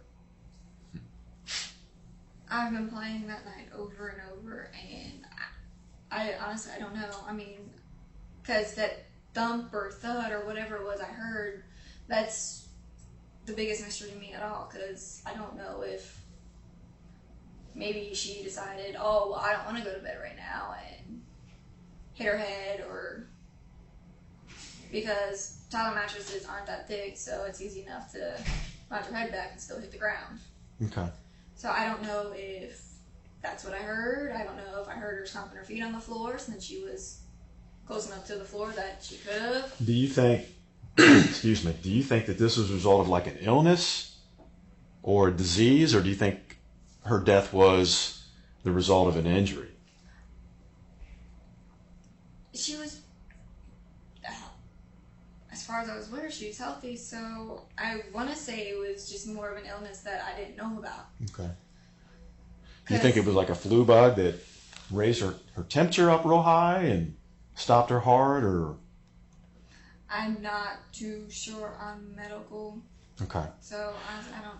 Did the doctors at Children's, did they talk to you about anything? Her injuries or her illness, or did she have a disease, or? All they told me at the hospital, because I was concerned that, because she was saying she was thirsty, and I gave her something to drink, and then like right after I started spraying her again, she kind of just went limp after she drank some water.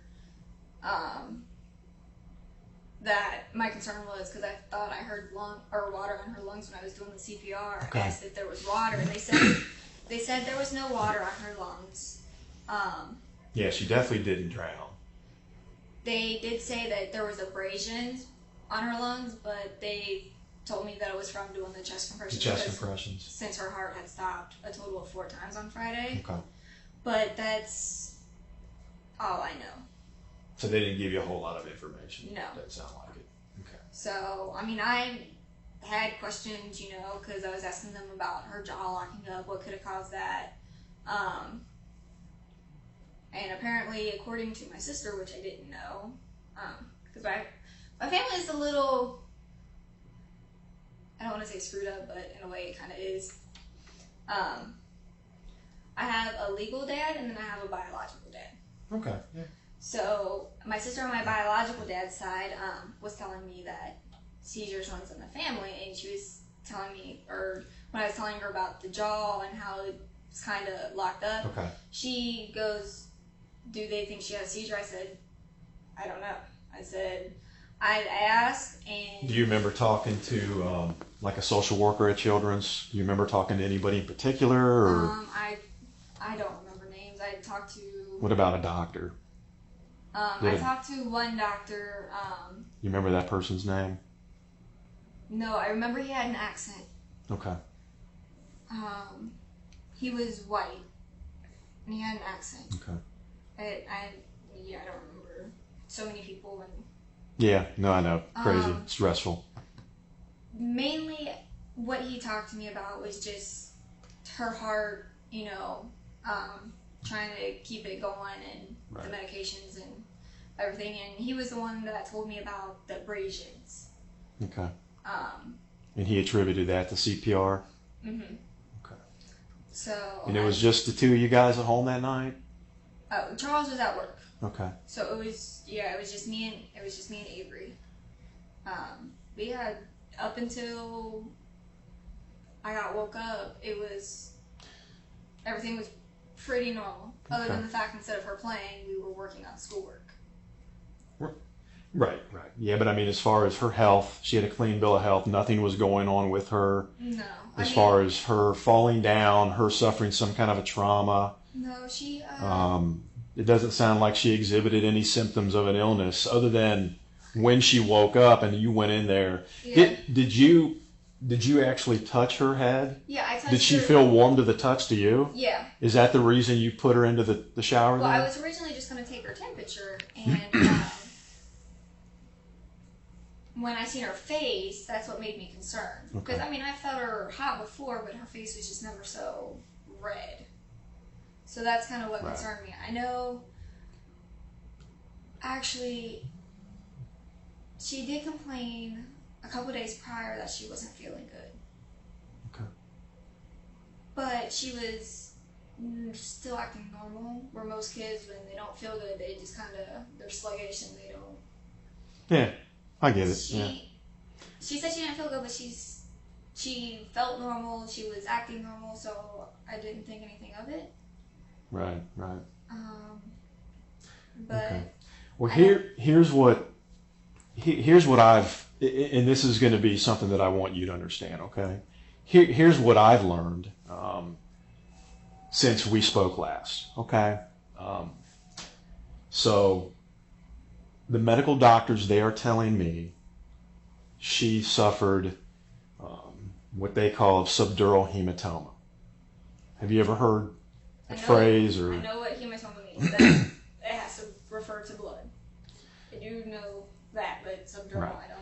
Well, here's what they're telling me. Okay, they're explaining to me that she suffered a significant blow to her head. Okay, she was slammed. That created all of that bleeding, which put an enormous amount of pressure on her brain. Okay, that's the cause of why she got sick. That's the cause of why she died. Okay, it's not the result of an illness. It's not the result of a disease, any pre-existing anything. Okay, it's not even the result of her accidentally bumping her head. Okay. One of the things that I noticed, let's see here, when I went in after I spoke to you, I had the occasion to go in and see your daughter Avery. And one of the things that I noticed, detectives reveal the extent of Avery's injuries. Are you aware of those bruises and how that happened? Or I know every time she gets spanked on her butt, she gets a bruise, and I had spanked her butt that Monday. Okay. Well, you told me initially that you and Charles didn't use corporal punishment. You didn't spank her. No, that Monday. So how did you spank her? I had to give her a shower first because she pooped on herself, and that's when she pulled her hair out. That's why her hair was cut. Because she yanked out hair and actually shoved it down in her butt in the poop. Okay. So I gave her a shower and cleaned her up, and I did spank her butt on that Monday. Okay, there's a lot of bruises there. You can see that. Britney claims that she has no idea where Avery's injuries came from. Do you recognize these clothing articles?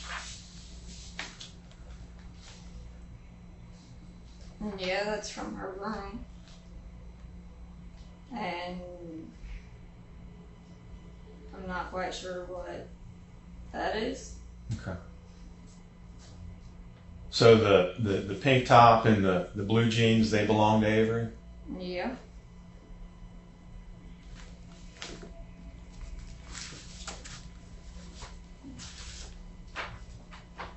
You recognize this? Yeah, that's what we whoop my dog with when she poops in the house. And that's duct tape. Okay.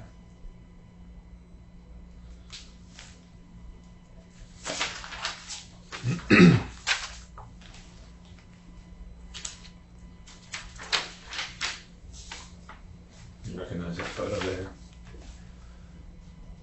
It looks like a lot of duct tape. Yeah.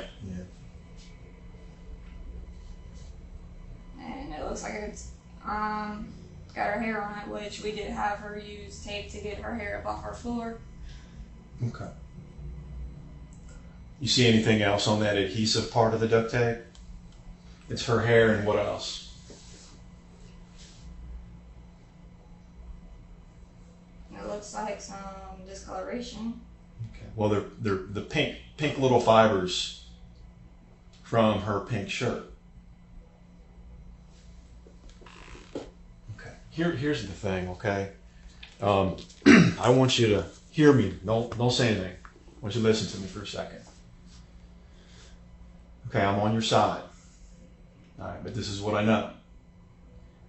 The injury your daughter sustained, okay, it wasn't an accidental injury. It wasn't the result of an illness or a disease. You were the only person in that house with your daughter when she fell ill, okay? If there was a situation that got out of hand, for example, all right, that you need to talk to me about, I want to address it right here, right now, okay? We need to get to the bottom of it. Work as a team together, okay? Because from where I sit, and I'm looking at what I know I have, and then I'm listening to what you're telling me, it's clear to me that you're not telling me the truth about what occurred, okay? I have an open mind. I'm a good guy. I really am. I haven't made up my mind one way or the other. But if there was some kind of a situation involving you and Avery that Friday night, this is your opportunity to talk to me about it right here, right now. Does that make sense to you? Look, I know she's a handful, okay? I've got 4 kids. I understand being exhausted. I understand frustration, okay? Parents, well-intentioned parents, get frustrated. Sometimes people lose their cool momentarily. I understand that. People get it. But what people don't understand is when somebody does something with, malintent in their mind already, okay? If you lost your cool for a second, then we need to talk about it, all right? We can work through it together. But you can't lie about it. You can't lie about that, okay? Because we know it didn't happen that way. And it's not me. The medical science behind it, we know that. It's not my opinion. It's the science, okay? All right. So let's take a deep breath here. We're cool. We're friends, okay? I'm not upset. I'm not angry. I just need to understand what happened between you and Avery. Was she kind of pushing your buttons, or? No, Friday she wasn't. Okay. Nothing happened. Well, how did she sustain that injury? I don't know. Okay. You are listening to me right now, Brittany. Brittany, listen to me. Okay, I'm throwing you a lifeline. Okay? I'm trying to do a good job as an investigator, okay? I'm trying to fully understand what happened to your daughter. Your daughter's not with us anymore, and that makes me feel sad. It really does. I love children.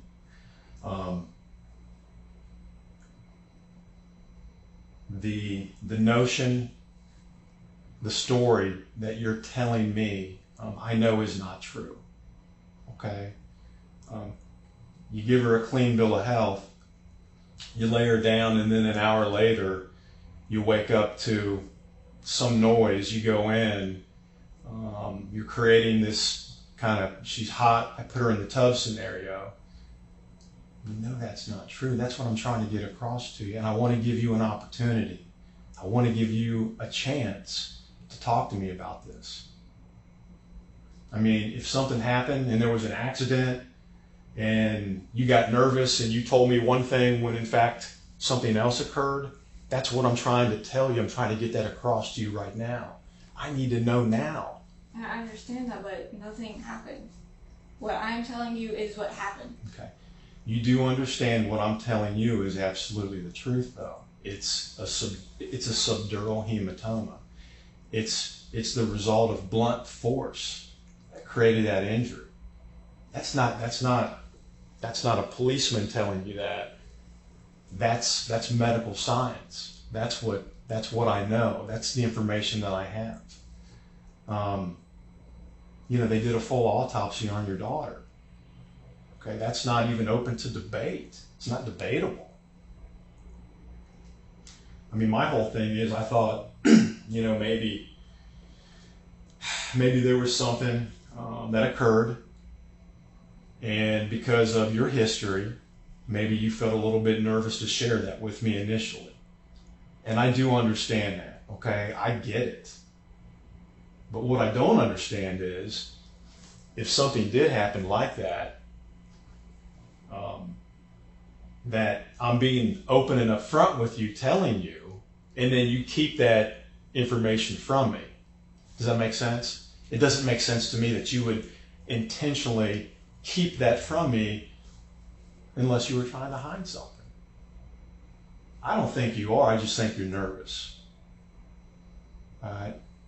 But I want to work with you. I want to get to the bottom of this together. Do you want to help with the you want to help with your daughter's investigation? Is that true? Yes. Okay. Well, you got to trust me a little bit. Okay? Trust me on this. Okay? And I'm telling you, I'm looking you in the eye, and I'm telling you, I want you to understand that I know you're not being truthful. And I'm not upset about it. Okay? I'm not. If I was upset, I'd be jumping up and down, carrying on like an idiot. And I'm not doing that. Okay? I want to give you the benefit of the doubt. Okay? As a parent. As a fellow parent, I'd like to give you the benefit of the doubt. But you have to help me. You have to help me understand what really occurred that night. I need your help. And I told you what I know. Okay. I didn't do anything to my daughter. Was it an accident? Were you doing one thing and something else happened? Were you intending to do one thing and something got out of control? When she told me she was hot, I got her up and we walked into the bathroom. She got into the tub when I seen her face. And I turned on the shower. And that is everything that happened Friday night. Okay. Well, that's not everything, and you know that. Okay? And what I just told you about you helping me understand the truth from that night, that's my expectation of everybody that come in here and sit in and talk with me, is that they be truthful and that they be helpful. Okay? And you're doing neither at this point. It's because I don't know how that happened to my daughter. Okay. Well, I understand you don't believe me. Well, hang on. The injuries were so significant. Okay? The injury was so significant that when she suffered that to her head, that it incapacitated her. The symptoms immediately were present. She went out. Okay? The pink top in the blue jeans, in the duct tape. Do you know where we found that at? You do know. I'm going to assume her clothes were in her room. Okay, well, the pink top in the blue jeans and the duct tape were in the sink in the bathroom, and it was wet. The top and the blue jeans.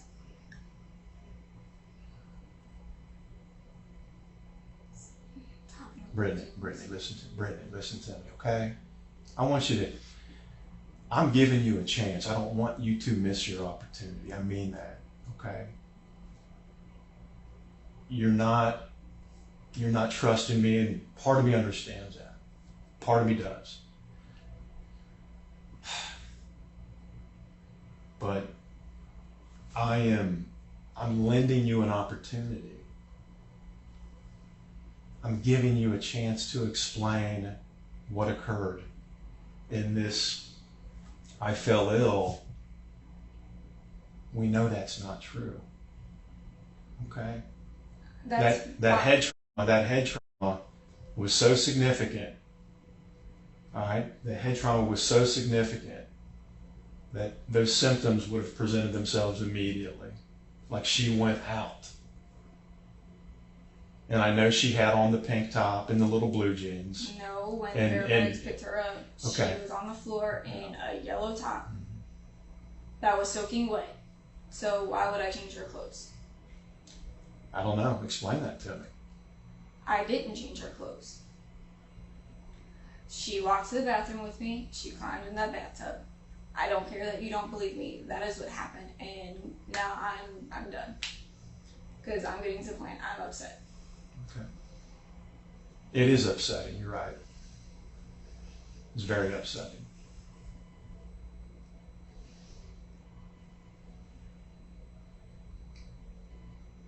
Well, here's the deal, okay? I'm going to have you relax for a second. Okay, I'm going to leave the room. I'm going to talk to some of my bosses. Okay? I want you to stay seated. Try to relax a little bit. I'll be right back in with you, okay? You got any questions for me?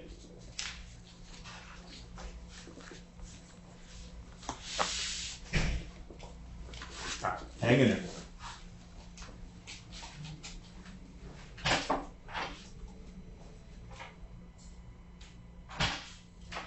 All right, Brittany, here's what's going on, okay?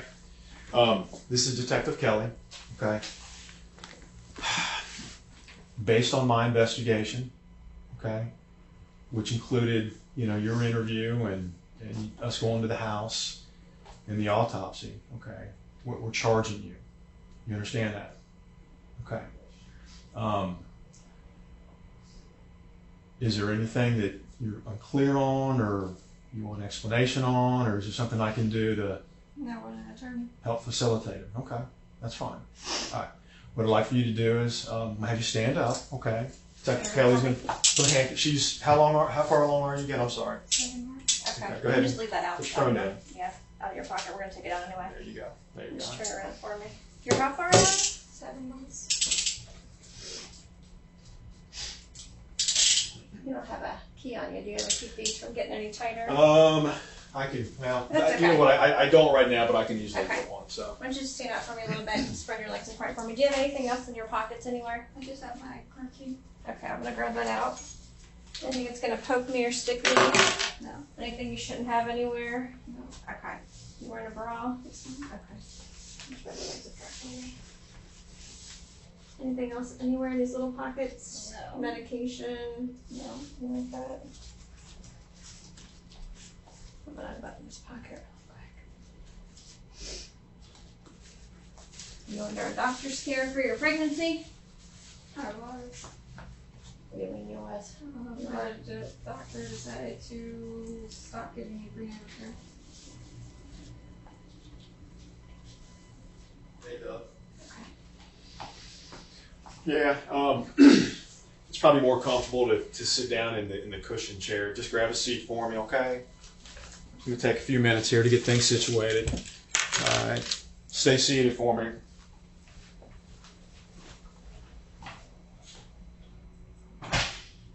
Ma'am, they're going to take you where you need to go. You okay so far? Okay.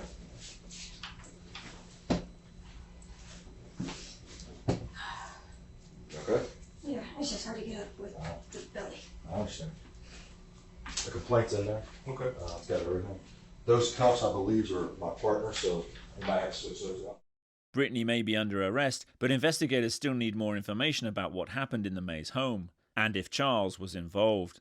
To get to the truth, detectives bring Charles in for a full police interview. Well, hey, I really appreciate you coming down, Charles. I do. I know it's been somewhat of a stressful time for you. And we really didn't have the opportunity. Do you remember, if I can take you back to the night of the incident, I know that you were at work. You were working for FedEx at the time. Yes, sir. I understand, just so you know, I know that you were there, okay? I know that you were alerted to something was going on with Avery, and from that point, you know, you left work and then you made your way down to the hospital, down to Children's Hospital. Yes, sir. And that's where you and I, we had the occasion to meet up for the first time. You remember that? Yes, sir. You remember talking to me? A little bit. A little bit. Okay.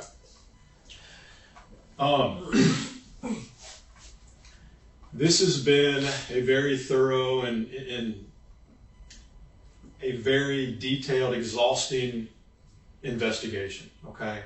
I don't know how much information you have about why Avery passed away. Do you have much? I don't even know, honestly. I wish I did know. I mean, that's thoughts been running through my head the whole time, you know, what actually happened. Okay. Well, let me do this, if you're okay with it. I'm just trying to better understand, and before you leave here, okay, you're going to have a lot more information as to what occurred to your stepdaughter, Avery, okay? I'm going to do that for you. I want you to have that information.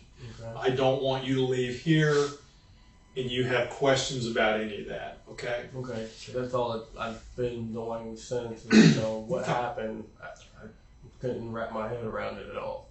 I appreciate that. I do. I understand how stressful the event was. I understand how potentially traumatic it can be. How those kinds of things, the pressure, the stress, what those kinds of things can do to your mind, do to your body, do to your emotions. I get all that, okay? Yeah, I figured that out kind of the hard way. I've seen my body's been breaking down because I really ain't been getting much sleep and Okay. just always doing something to keep myself occupied. Fair enough. I understand that. If you're okay with this, what I'm trying to understand is, again, like I said, I know what happened. Okay, I've got the medical part of it. I'm trying to better understand what was going on in your household before all this stuff happened on Friday night. I'm trying to better understand your relationship to your wife, Britney, your relationship to Britney's daughter, Avery, your stepdaughter. If my recollection serves me correctly, you told me that you had been with Britney since June of this last year. You guys... No, we've been together. You guys were legally married, I guess, sometime in June? Yes, sir. Is that Yes, sir. right? And then you guys had been together before that for a period of time, for about a year or so? Yeah. Okay. You okay? I think I'm coming take a drink? I think I'm coming down with a cold. Okay. So when did you guys move into the house together as a family unit, if you will? July of last year, either the end of June, beginning of July, somewhere in there. So almost a full year before you and Britney actually got married. Yes. So were you living at the address on Beach Avenue, or were you at a different location? No, I was living there. Okay. We were living together. So for the record, 1232 Beach Avenue. Yes, sir. So that's a house that you guys, all three, you were living in together. Yes, sir. And that was sometime June, July of 2015. Yes, sir. Okay. So help me understand your role as the boyfriend slash stepfather regarding Avery. Does that make sense to you? Were you looking after her on a daily basis? If so, what were your responsibilities? I know you guys, you and Brittany, did what I call like the tag team. You worked certain shifts, she worked certain shifts. While you were at work, Brittany would care for Avery. While Brittany was at work, you would care for Avery. I understand some of that. Can you help me better understand it in greater detail? I just recently started watching Avery. Okay, how recent? Probably about a month. Okay, a month before she passed away? Yeah, possibly. Okay. Maybe a little longer, not much. Because she was going to daycare. Okay. So, do you remember when she stopped going to daycare? No, sir, I don't. I couldn't tell you the exact day. Well, let me ask, when you started watching her, roughly a month before she passed away, was that the reason because she was no longer going to daycare? Yeah, because we couldn't afford to pay for it. Okay. So she was in daycare for that entire time you were together? Yes, sir. Except for that month before? Yeah. Okay. Because they started charging us and we couldn't afford it at that time. Because we both thought the daycare idea was a good idea for her to get interaction with other kids. To help Avery socialize better, I guess? Yeah, because she wasn't very sociable with other people. Okay. So again, help me understand. Give me a typical day, if you will, where you are in charge of Avery. Typical day when I was in charge with her. Normally, I would wake up always early in the morning, say about 6, 7. Wait for her to get up out of her bed, come get me. It was the thing that we had for her to walk through that little hallway to come in and get us because we didn't want her to fall down the steps, so we made her come through that little hallway to come get us whenever she got up. Normally, we'd go downstairs, see what she wanted to eat, depending on what it was, is what I would make her. And after she got done eating, she would always go in her little room in there and play. You know, every once in a while I would go in there and see if she wouldn't let me play with her, but I always got turned down. It sucked. I really didn't get to play with her much. That's why I always tried to take her fishing every Saturday. That was mine and her time, really. Okay. I don't know if it was like a real good bonding thing with me and her. Now, did you guys go fishing then? You said try to take her fishing. Did you actually take her fishing? Yes. Okay. And I mean, she enjoyed it so much. The first time I ever took them, they really loved it. Okay. You know, and that was mine and her thing every Saturday. I would make a point, no matter how tired I was, get her out there just to fish. Where would you guys go? Down to the little Miami by the airport. Okay. All right. And you guys would just fish from shore? Yep. You guys just spend the morning out there or the afternoon out there, I guess? Normally the morning until probably about 1 o'clock. Okay. And she enjoyed doing that? Yes, definitely. I wish I actually still had my other phone. I could show you a video. I mean, I didn't get my phone in time to actually record it all, but I did get to a little bit of it. Her catching her first fish on her own. And that, you know, I mean, I don't know if you have kids that you take fishing, but seeing her face and expressions the first time she done that herself, there's no words that can explain it. Sure, I understand. Yeah, I get that. I understand that. So that was something special that you and Avery would do together, fishing on Saturday And mornings. she would always look forward to that. I mean, honestly, I don't even want to go fishing no more because of it. Right. It's got you upset. Yeah, I mean, because if I do get the car back from you, all that gear that's in the back of it, I'm probably going to end up just throwing it out. Okay. Well, I'm sorry for that. I really am. Again, like I said, I know this isn't easy for you, but I really want to address a couple things. I just want to make sure that I completely understand everything that's going on here. So, kind of going back to, a typical regular day where you're in charge. It was my understanding that Brittany was working at Home Depot, Yes, sir. and she would get up really early. Yes. And I'm talking like 4:30 a.m. early. Like 4 o'clock. Okay. I think, to get ready. Do you remember when she had to be at work? I know they started at 5. Okay, 5 a.m. Yes. Okay. So she would get up early, prepare herself to work, and then end up going to work, leaving you and Avery in the house. Yes, sir. Is that right? Yes, sir. Okay. So on a typical work day for Brittany, I'm sure you didn't get up at 4 a.m. and start your day. No. Because you had to go to work later that night, Yeah. correct? Yeah. And I usually don't get home until about 1:30 or 2 when I was working at FedEx. A.m. Yeah, okay. So kind of walk me through that typical day with Brittany working and with you being the caregiver of Avery.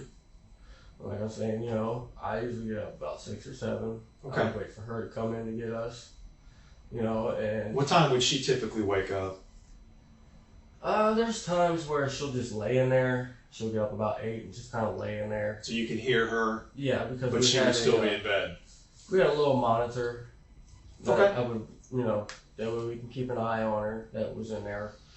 But most of the time it was usually around 9:30. She would get up and Okay. come get us, which for her that was kind of normal from what I've seen. Okay. Except for when she was going to daycare, she would get up when Brittany got up and Brittany would take her to the daycare. Okay. And then after that, like I said, we'd go downstairs. I'd ask her what she wanted to eat, depending on what it was. It'd be what I'd make her. She'd go in that one little room, play, and about 12:30, maybe. I'd always go in there about that time somewhere and ask her if she's hungry because she hasn't came out and told me anything. Okay. We was trying to get her in the habit of letting us know when she did need something when she was hungry because she wouldn't do that. Now, would she communicate with Brittany and not you? No. Or Neither one of us. Neither one From of you what I've guys? seen on the weekends. We'd always have to approach her and ask her. And if she said no, I would still make her something anyways and tell her, eat a little bit of it if you want to go back to play. so what would be like a typical breakfast? For her, normally it's just dry cereal. I don't know why, but Okay. that's what she would always want, was just cereal. Every once in a while, she would want me to make her eggs with cheese on them, because that's the way she liked them. Right. Sometimes she would want ketchup. I just got her to try it. She's never had it before until she met me. There's a lot of things that she hasn't tried that, I always told her and explained to her, you don't know if you like it until you try it. Sure, yeah. And then she started to do that stuff when I'd offer to her. And if she didn't like it, she would tell me. And I'd be like, okay, you don't have to eat it. Okay. But yeah, a lunch, depending on if she told me if she was hungry or not. If she was hungry, I would actually make her something decent, lunch-wise. But if she didn't tell me she was hungry, I'd make at least a grilled cheese sandwich for her and have her take a few bites of it at least before I let her out to play again. Okay. And so she would, the days Brittany went to work or you were in charge, you would get up between 6 and 7. Avery would get up 8, 9 o'clock, something like that. Eventually she would make her way into you, and then you would give her like a bowl of cereal, dry cereal. That's what she preferred. Yeah. And then she would play for a little bit. You talked about like in this other room, or does she have a playroom? Yes, definitely. That front room that was there, that was all hers. Was that the room with all the videos? She had like CDs and DVDs on the floor? No. This was downstairs with all the toys. Okay. That was in that front room. That was Gotcha. all Avery's toy room. So that was her play area? Yeah, that was all hers for her. So what sorts of things would she do? What do you mean? Typically, how would she play? Normally when I catch her in there, she's usually just sitting on the floor with this little white dog. To me, I think the thing was broken, but she loved it. you would say something to it, and it would try to repeat what you're saying. It's like one of those things, but it would always mumble itself. I'd always catch her there playing with that thing. And so she was kind of seated playing with little stuffed animals and little dogs and things like that? Yeah, sometimes she would get up on the little learning decks that we bought her, you know, when we first got it for her, she burnt it out. She what? She burned it out. Like, she was constantly on it. I guess she got burned out of it and started to go back to play with other stuff that she used to have. So it was like a desk or something? It was a, what is that, the name of that place? I want to say Ivy Tech or something like that. Okay. Yeah, I'm not familiar with it. I'm sorry. Ivy Tech? Something like Leapfrog.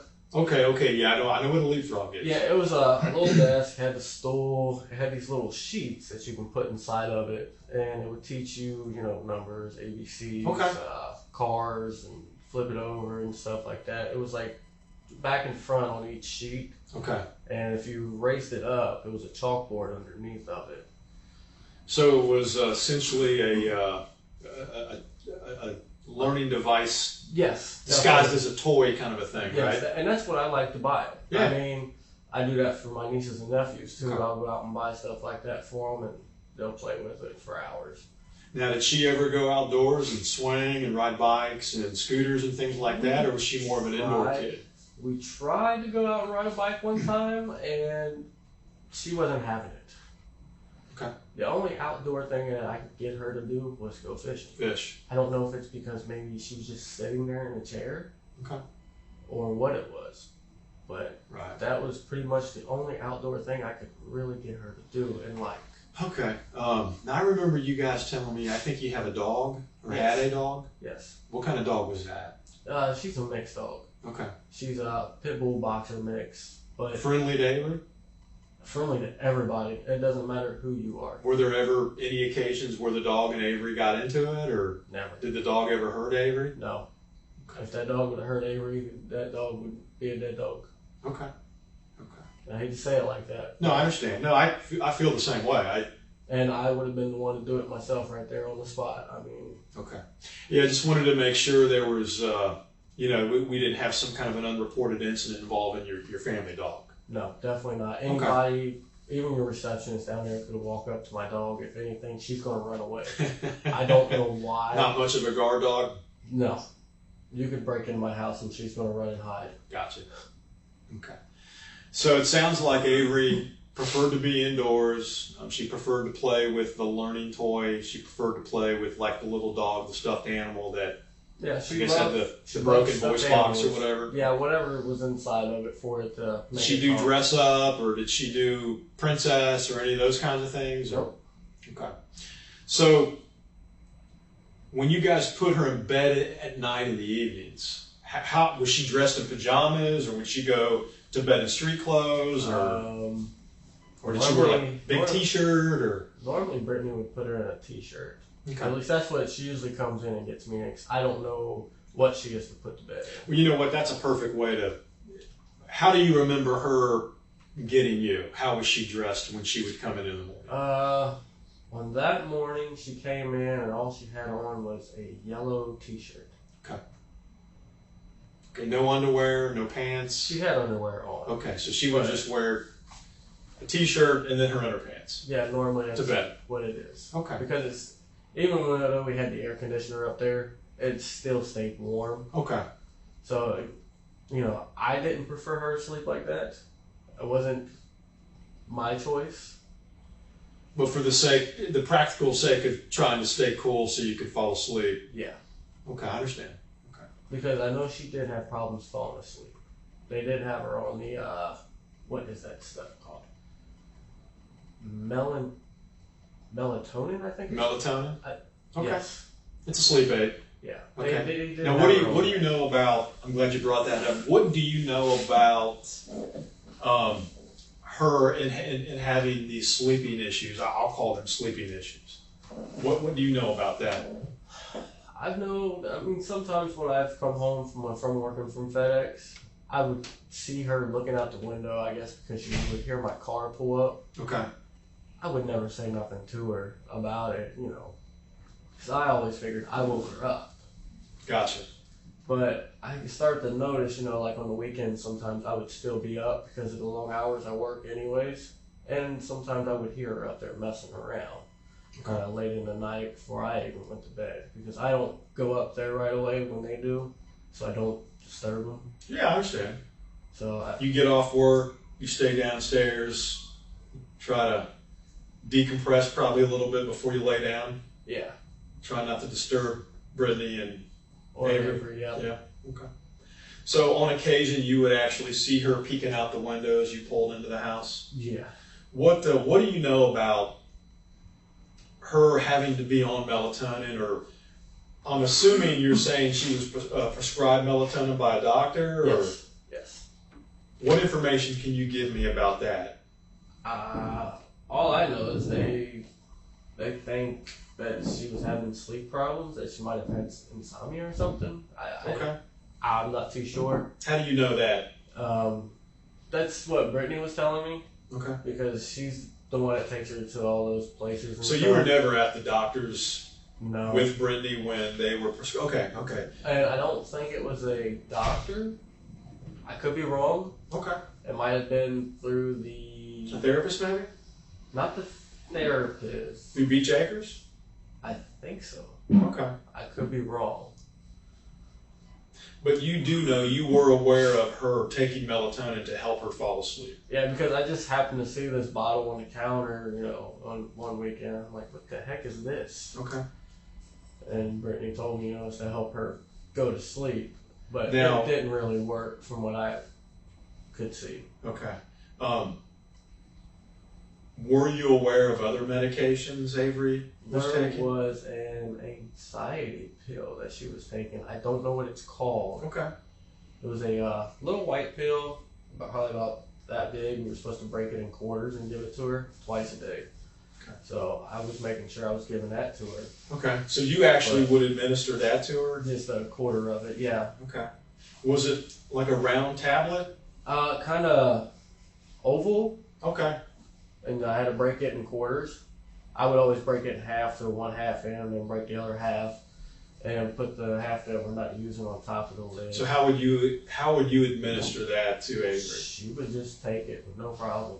Swallow it whole, like yeah, with water, or just swallow it. Really? That's the first kid I've ever really seen that takes medicine like that. Okay. So would you administer that daily while Brittany was working? Was that part of your routine? Once every morning, yeah. Okay. It was for that first period of time when she first got it. But that's because Brittany was trying to get her help. Okay. And they didn't.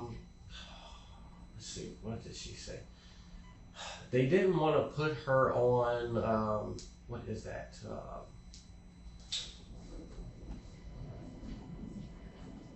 Whatever the people with ADD take. I don't know what it's called. So some other kind of medication. Yeah, but they felt they wanted to avoid putting her. Yeah, because they felt she was too young. Okay. So I really don't know the whole case with that. All right. Because you were not there with Brittany at the doctor's when they prescribed. Yeah, because normally Avery would always have to go to doctors by the time I already had to leave to go to my job. Okay.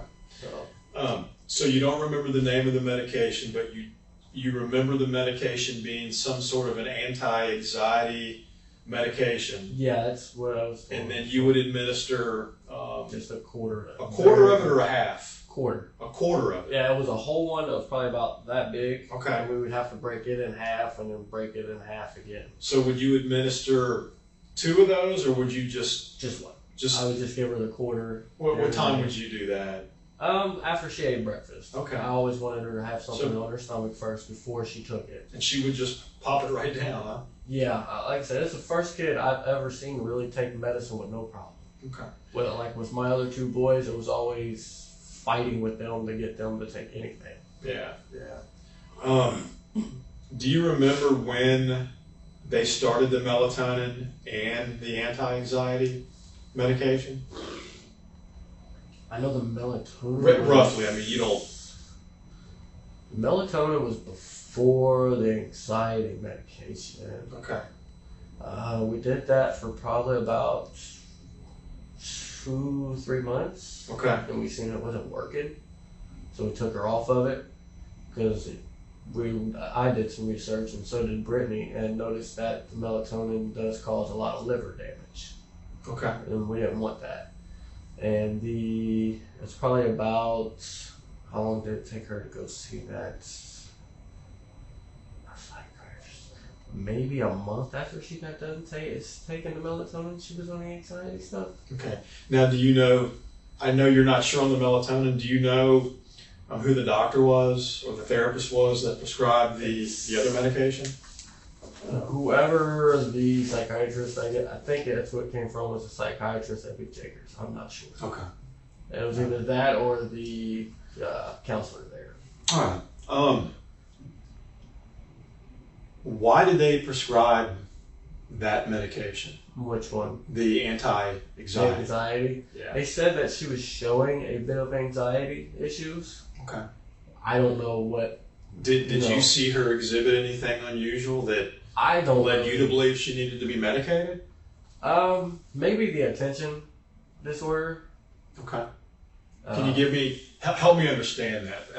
I'm trying to, you were there with her, you were living with her. I'm trying to understand what you guys were seeing and living with. Does that make sense to you? Yeah, I mean, when me and Brittany first actually started living together, that's when I started to notice, some things that Avery was doing that I didn't like. For example? When she got mad, okay, she would always hide, like, at night and pull her hair out. Okay. Like, she would always do it at the bottom so we couldn't see it. But, when I'd go in her room to vacuum or something, I would always see this hair just around. Like clumps of hair like that? Yeah. Okay. Did you ever see her pull the hair out of her head? Once, yes. Okay. And that was, let's see, I want to say, I know it was last year. It was either September or after. I freaked out bad on this occasion. I did not know what to do besides hold her.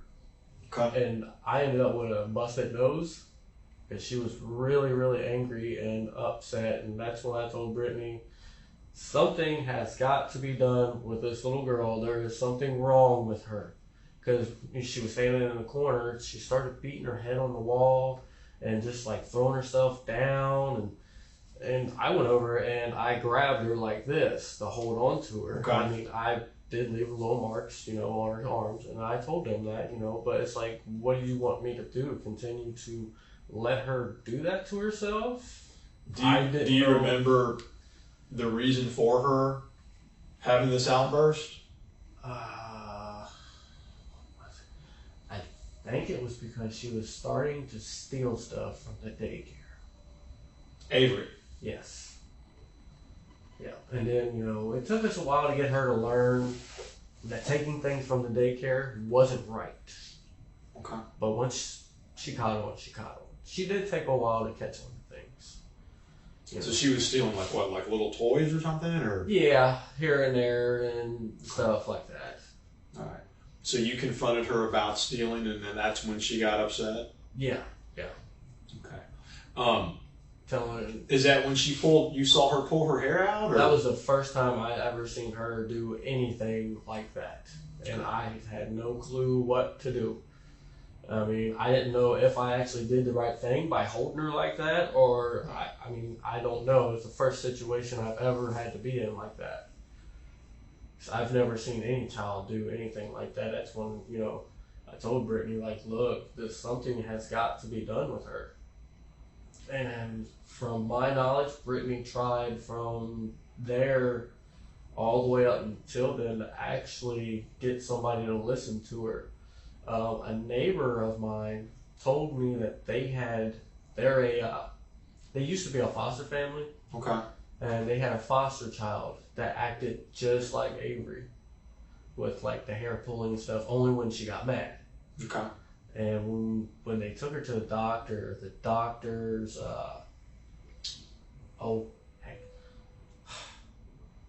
admitted her into a psychiatric ward. Okay. And they said there was some kind of chemical imbalance in her brain and kept her heavily medicated. You know, is that what I would have actually wanted for Avery? No, definitely not. She would not have had a normal childhood. You know, because they had her on some kind of tranquilizer that my neighbor said it was some kind of tranquilizer, made her just right, groggy and out of it, like dead, basically. You know, just a zombie. right. And that I couldn't see a kid do that. You know, it's not what a kid should be doing. So was she okay otherwise, or was this a daily thing, or was it only when you would challenge her and try to discipline her? Yeah, pretty much. You know, Okay. when she got mad at us for doing something that she wasn't supposed to, and we tell her, you know, hey, just go sit, you know, time out or whatever. And I guess maybe she didn't feel like it was wrong. That's why she got mad. Normally, if she knows it was wrong, she wouldn't get mad about it. Okay. So I don't really know what her thoughts were. We've always tried. At least I have always try to talk to her and find out, you know, what's the reasons for doing this stuff. And I've always got told because she got mad is what she always told me. And I always, Okay. you So know, she threw a little tantrum, yeah. right? She didn't get her way. I guess that's what you would call it. Okay. I don't know what to call that. A temper tantrum, maybe? Right? Because she's angry? Yeah, Kind I of falling guess. down on the floor and kicking Yeah. and slamming and carrying on, right? Yeah. She's Yeah. 4. Yeah, but the Okay. hair pulling, you know, this is something I don't know what to call that. Okay. And So, there was that first incident for you, Yeah. which alarmed you. Yeah. And your words to Brittany were basically, "Hey, look, we need to figure this out. We need to do something about that." yes. And then that incident prompted the doctor's visit or the therapist's visit. And She then was already going, when I first met Brittany, she was already going to a counselor. okay, Let me think this lady's name. It's been a while. I think her name was Susan. So I can't think of her last name. Susan. I know it was up in Clifton, but I don't know exactly where. I have taken Brittany there and dropping her off once. I think her first name is Susan. I could be wrong. Okay. But yeah, when me and Brittany got together, they were seeing that counselor first. And Brittany felt like they were just doing repetitive things with Avery and not Do you really, know why they were going to that counselor? No. Okay. I didn't even know about Avery's incident, you know, her first one that she had, Okay. until after the fact of me and Brittany and Avery moved into that house when Stephanie, I can't think of her name, she's a caseworker that was Okay. on there, told me about it. Okay. And Yeah. what did Stephanie tell you about?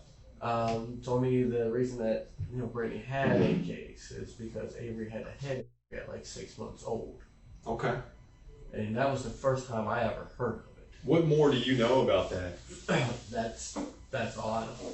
Well, I mean, do you know any additional details about what happened to Brittany over that, or? If I'm right, Brittany did talk a little bit about it. Okay. But, you know, I really didn't pay attention too much. I want to say she said she did 6 months. That the only reason she pleaded guilty to it was because her lawyer told her that would be the best thing to do at that time. Okay. And that Did that concern you? She told you that? a little bit, yeah. Okay. You know, I wasn't too And sure this is- what to think of. Were it. you married to her at the time, or no? No. Okay. It's my understanding, based on our first conversation, that Brittany is currently pregnant with your child. Yes, sir. Okay, that is And- true. Yes, sir. And Okay. that I want my child. Definitely. I mean, I understand that. that's why I was telling you over the phone. You know, I mean, I hate to say it like this. Excuse my language. It's okay. But I feel like a piece of shit now because I can't help with my other 2 children and giving them any kind of financial support. I mean, that's why I'm lucky. The 2 boys? Yes. Now they are with their mothers. Their mother in Indiana. One is in Indiana, one is in Mason, Ohio. Okay. Are they with different women? Yes, sir. Okay, so you have, and forgive me, 2 sons with 2 different women, one in Indiana and one in Mason. Yes, sir. Okay. And why aren't you involved in your 2 sons' lives with these 2 different women? Me and their mothers don't get along. Okay. That's pretty much why we split, because of the person that I am. I'm a workaholic. I will work all day, every day, 24 hours. And they didn't like that, I guess. I don't know why. Okay. I guess maybe because I wasn't there to actually spend a whole bunch of time with them. But to me, I was looking at it as, if I'm out here working and busting my butt, I can better you guys better than what I had when I was younger. Okay, so you're trying to help them financially by being out there working hard. Yeah. And, I mean, it just didn't work out between us. So you're having this conversation with Britney. Britney is telling you that she actually did like a prison bit for jail or whatever. Yeah, she didn't say exactly what, she just said she did 6 months, you know. And that was before you guys got married. Yeah. All this kind of came out. Did that concern you? It did, a little bit, you know, because I didn't know the whole story. Sure. But to be honest with you, I think one of the main reasons I didn't go anywhere is because I was attached to Avery. She didn't have a father figure to look up to. Okay. You know, and I done more for her than my own 2 boys. Well, and I'm glad you brought that up, because that's kind of what I'm hoping for here is today, and I want you to look. I want you to trust me and believe me on this, okay? I know you did not hurt Avery. All right, I know that. What I also know is that the injury that Avery sustained was a significant injury. Okay, it was. Go ahead. Yeah, I was going to ask what kind of injury was it? Because I still don't know. Well, she was. Please describe Avery's injuries to Charles. That's the injury that we are talking about. Okay. I know that you cared for Avery.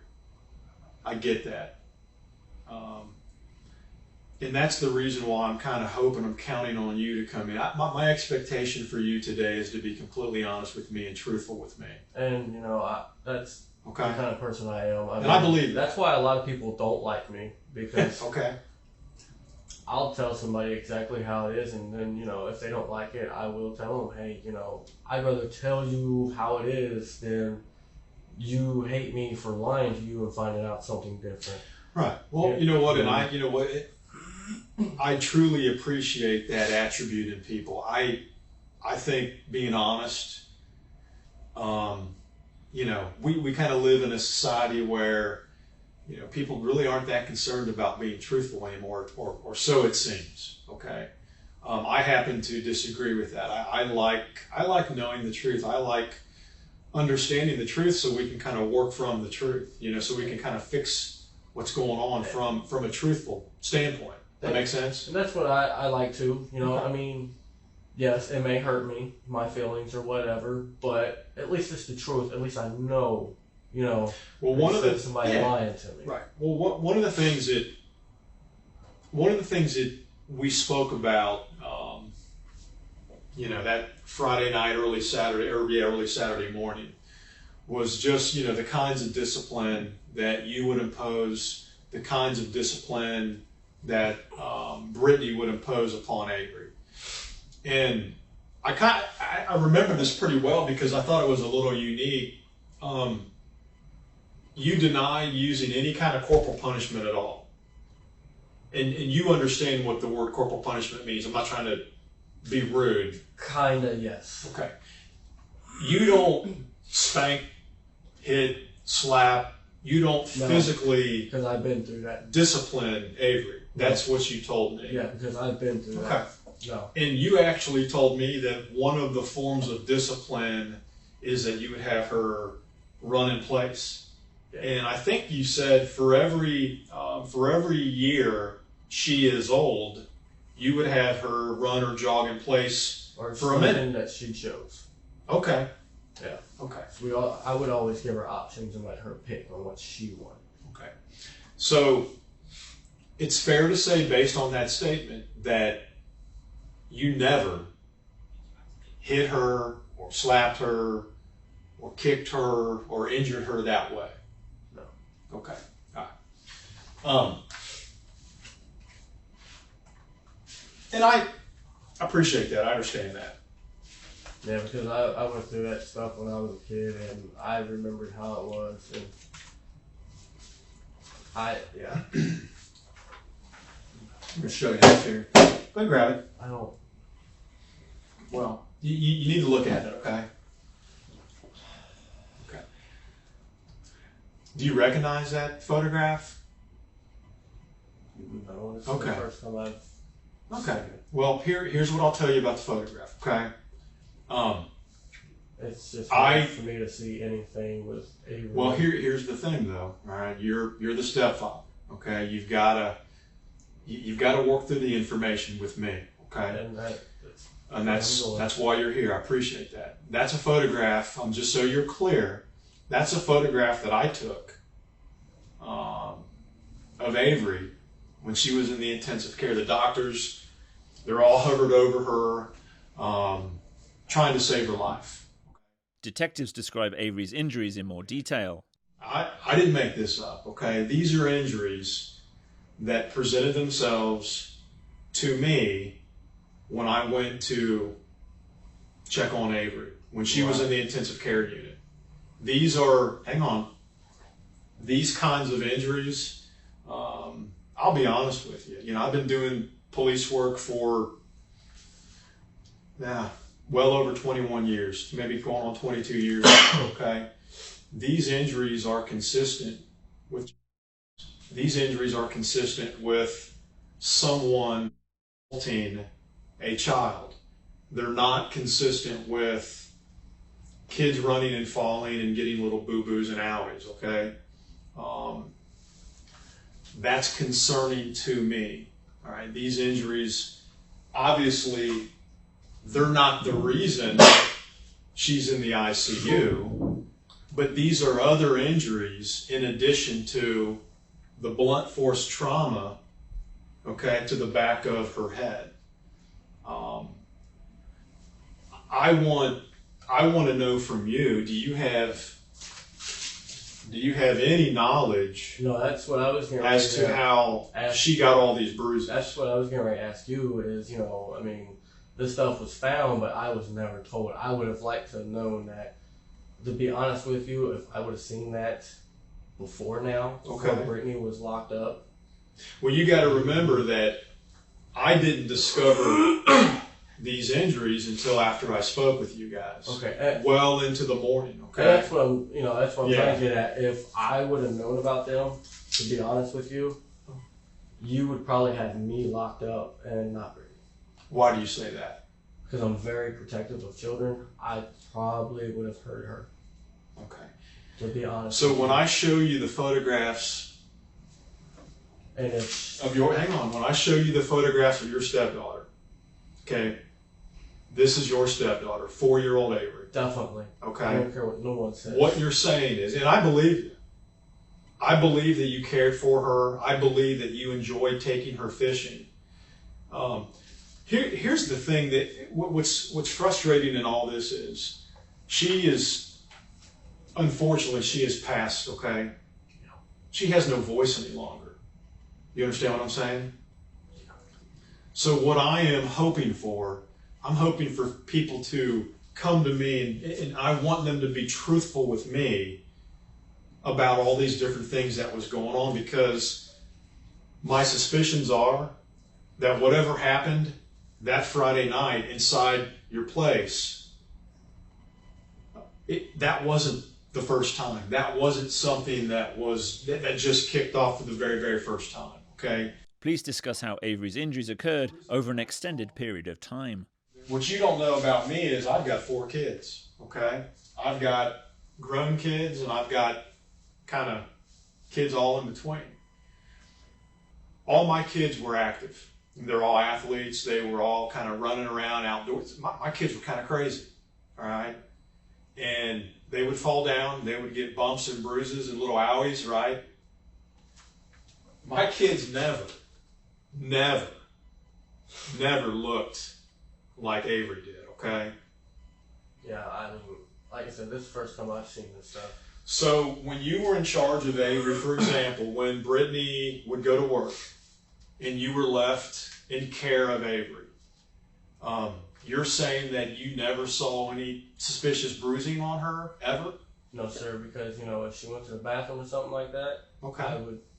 That's on her. Well, what about bathing the child? I wouldn't do that either. I didn't feel comfortable doing that. Okay, why wouldn't you feel comfortable as her stepfather? I don't know. It's just one of those things. It's like even if I would have a girl, I would have 3 of my kids naked in the tub, supervising them. That's like if I had a little girl, right? Bubble baths and toys and have music going and right. That's your job. Yeah, but that's why Brittany would do it though.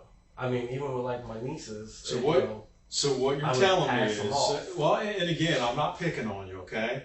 But I want to understand this. This is really important for me to understand, okay? Because I got to tell you, it's kind of hard for me to believe that this beautiful little angel, right? The condition that I found her in, that you have no knowledge of any of these bruises. No, and I'm being honest with you. That's why I told you if I would have known, you would have had me locked up instead of Brittany. You do believe me when I'm showing you this, correct? Yeah, I mean, I have no choice to, because I don't know what went on that night.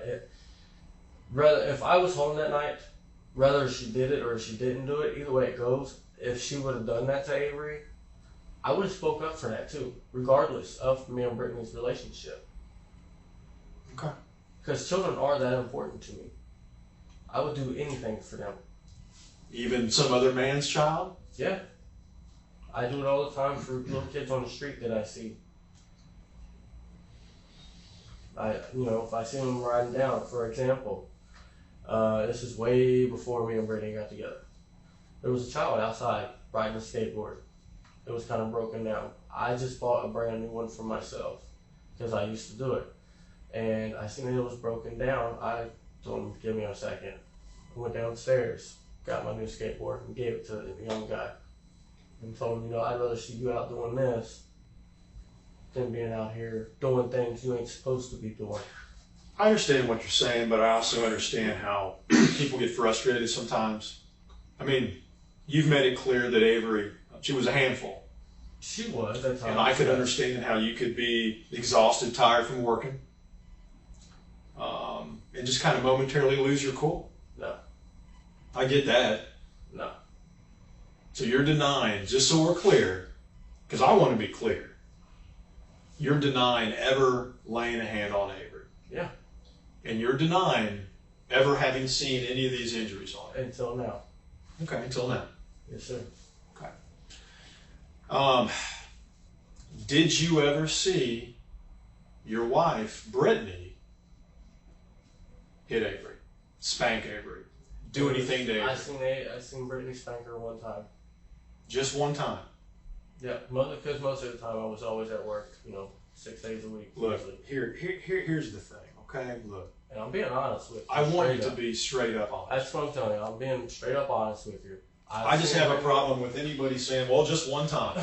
I have seen her do it. I have seen her do it one time. Okay, what did she do? What did who do? What did Brittany do this one time? She spanked her on her bottom. It was she pulled her pants down and spanked her on her butt. Okay. But again, my point to you, and I want you to hear me and understand me on this, okay? The condition in which I found Avery Okay, she was covered in bruises. And I'll tell you, there were additional things that I couldn't see that they found at autopsy. Right. Investigators described the additional injuries that were discovered during the autopsy. The overall condition of her body, it wasn't indicative of just one time she was spanked. Yeah, I don't see know. What I'm saying? Yeah, and I don't. And the reason I'm asking you is because you lived in that house. And I'm telling you the truth. I don't know what went on after I left. I couldn't. But you came back. See what I'm saying? You would go to work, right? And then you would come back home. Yeah, I know, and that's what I'm telling you. I didn't look at that little girl like that. I mean, I had no reason to. You know what I'm saying? Look, I mean, again, these are the kinds of things that presented themselves. These are the kinds of things that you didn't have to study her little body to see that she was all dinged up. That makes sense to you? I mean, if it was noticeable, yeah, I would ask her. But I did not see those until now. Look, I'm not saying that you're the one that assaulted her, okay? But if you had knowledge, if you have knowledge, hear me out. If you have knowledge, direct knowledge of Britney hurting her, I want to know about it, man. Look, you loved Avery. You teared up. You took her fishing. Definitely. You were probably one of the few bright spots, if you will, in her little life. I don't know about that. It's probably the other way around. Well, here's an opportunity for you to help her in death. And okay? That's what I'm if trying you to got tell you. knowledge. I really wish I knew. I do. I swear I wish I really, really knew. Like I told you, if I knew exactly what happened. You don't have to tell me exactly. That's not what I'm asking for. I don't know what Did happened. you ever see eliminating the one time Britney spanked her on her bare bottom? Did you ever see Britney hit her, push her, injure her in any way? I have seen her push her a few times, but not to push her down or nothing. It's just to kind of get her moving across the street. That's not what I'm talking about. I'm talking about something that would be malicious, something that would cause injury. Okay. I'm not talking about patting her on the backside and go across the street, sweetheart. That's not what I'm talking about. No, that's what I'm trying to. A little pat, a little pat like that doesn't cause the injuries like this, okay? I mean, reasonable people, they don't even have to be cops. Reasonable people are going to look at her little body and they're going to ask the same questions that I'm asking you. And I mean, how in the heck does the stepfather, who not only lives there, but actually cares for the child, not see any of these injuries? And these injuries, like I said, they were in various states of healing. They just didn't happen during that incident. Okay? And I don't know, honestly. I do not know. You recognize this photograph here? Yes. Lily's bed. Lily's bed? Yes. Okay. That's Brittany's older daughter. Does she live with you? No, sir. Where do you live? With her dad, if I'm correct. Okay. What about the photograph here? Yeah. Can you explain to me what that is? She came back from a visit. Okay. I can't remember which. Avery? Yeah. Okay. I can't remember which person she was with. And when she came back, we noticed a couple of nights later, I did, when I was in there vacuuming, that there was bed bugs on her bed. So I had her bed up, sprayed down. I didn't want her to lay on it, you know, with the chemicals or whatever. So I put this one down here for her. Okay. Because this one's too tall, I didn't want her to roll out of it. Okay. They're not the same bed? No. These are bunk beds. This one is a top, I do believe. Or this one might be the top. One on the top, one's the bottom. But we put her on the one that was closer to the ground. Okay. Yeah, but yeah, there was bed bugs on her bed, and I was trying to get rid of those. So you laid. That's a toddler You mattress. treated. Just so I'm clear, this one's Avery's bed. Yes, sir. This is the one that had the bed bugs. That I seen. Yeah. So you treated her mattress, lifted it up, and treated the mattress with chemicals. The mattress and the whole wood. Okay. Yes. And then you ended up laying the toddler mattress right next to the bed you treated? I wasn't right next to it when I laid it there, so I don't. Okay. Is there any reason why you just didn't put her in the other bed? So she wouldn't fall out of the bed for being taller. Because, I mean, even when I sat on it, I don't know how to say it. My legs weren't bent like this. Okay. They were more, like this kind of. That bed was up a lot higher, and I didn't want her to fall out of it. Okay. So it really had less to do with the chemicals, and it had more to do with the fact that you didn't want her on a higher bed. To get her falling out. Okay. Show you another photograph here.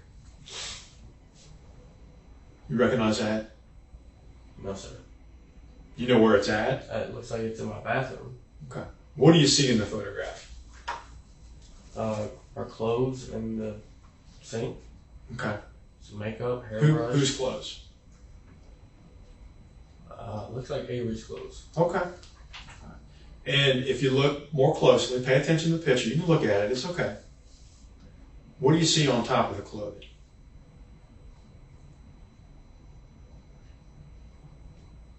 I'm not sure what that is.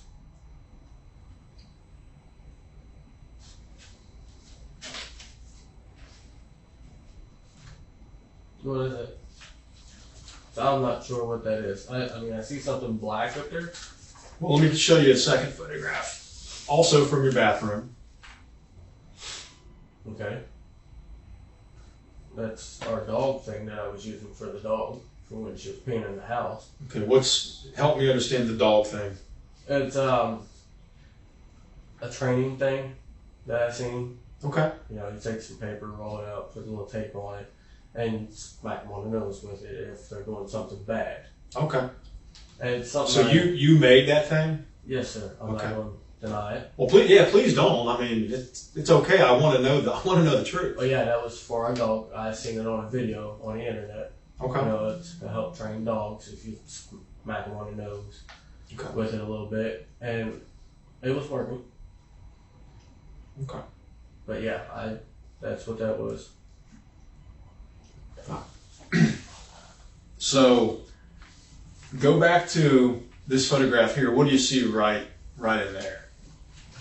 What was that? I said right here? Yeah.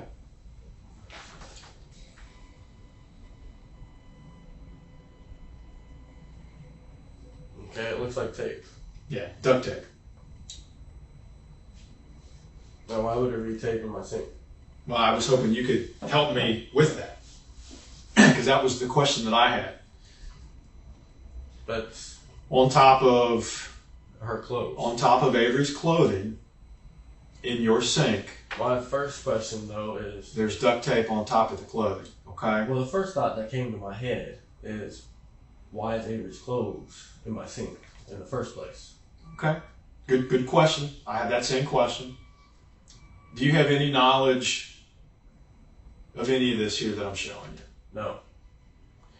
Okay, That's why I'm asking you these questions, so you could tell me what's going on. Why? So you recognize the clothing articles in the sink as belonging to your stepdaughter Avery? They look like it. Yes. Okay. Yeah. Okay. Fair enough. They look smaller. Okay. They are. And I want to know why they're in there in the first place. Okay. I mean. Well, and directly on top of the clothing items, you're right. It's the duct tape. Okay. And I'll tell you this: the duct tape that you see the roll right next to your little dog swatter. Okay. Okay. But I know. To me, the naked eye, it looks like it's the same tape. Okay. From that roll. Okay. If you look closely on the adhesive side of the duct tape, the white side, the adhesive side, okay, what do you see? I see the little lines on it. No, but I'm talking about sticking to the adhesive side of it. That's what I'm looking at. I see it's like little lines. I don't know what that is. Little pink fibers. I don't know what that is. Okay. Well, again, to me, it looks like little pink fibers. Okay, that I suspect came from that little pink shirt, and then in addition to the little pink fibers, there's something else on there too. Oh, see, I didn't see anything pink. This is what I was looking at. Is the little lines here. Okay, what do you think that is? I don't know. That's what I'm asking. Well, it's head hair. Okay. Okay. Do you have any knowledge of that duct tape in the sink on top of her clothing? Definitely not. Okay. My adult thing should have actually been downstairs. Okay. Because that's where I always kept it, because we kept our dog in the kitchen. So can you? Well, let me ask you this. So, just so you understand, again, it's not me making this up, right?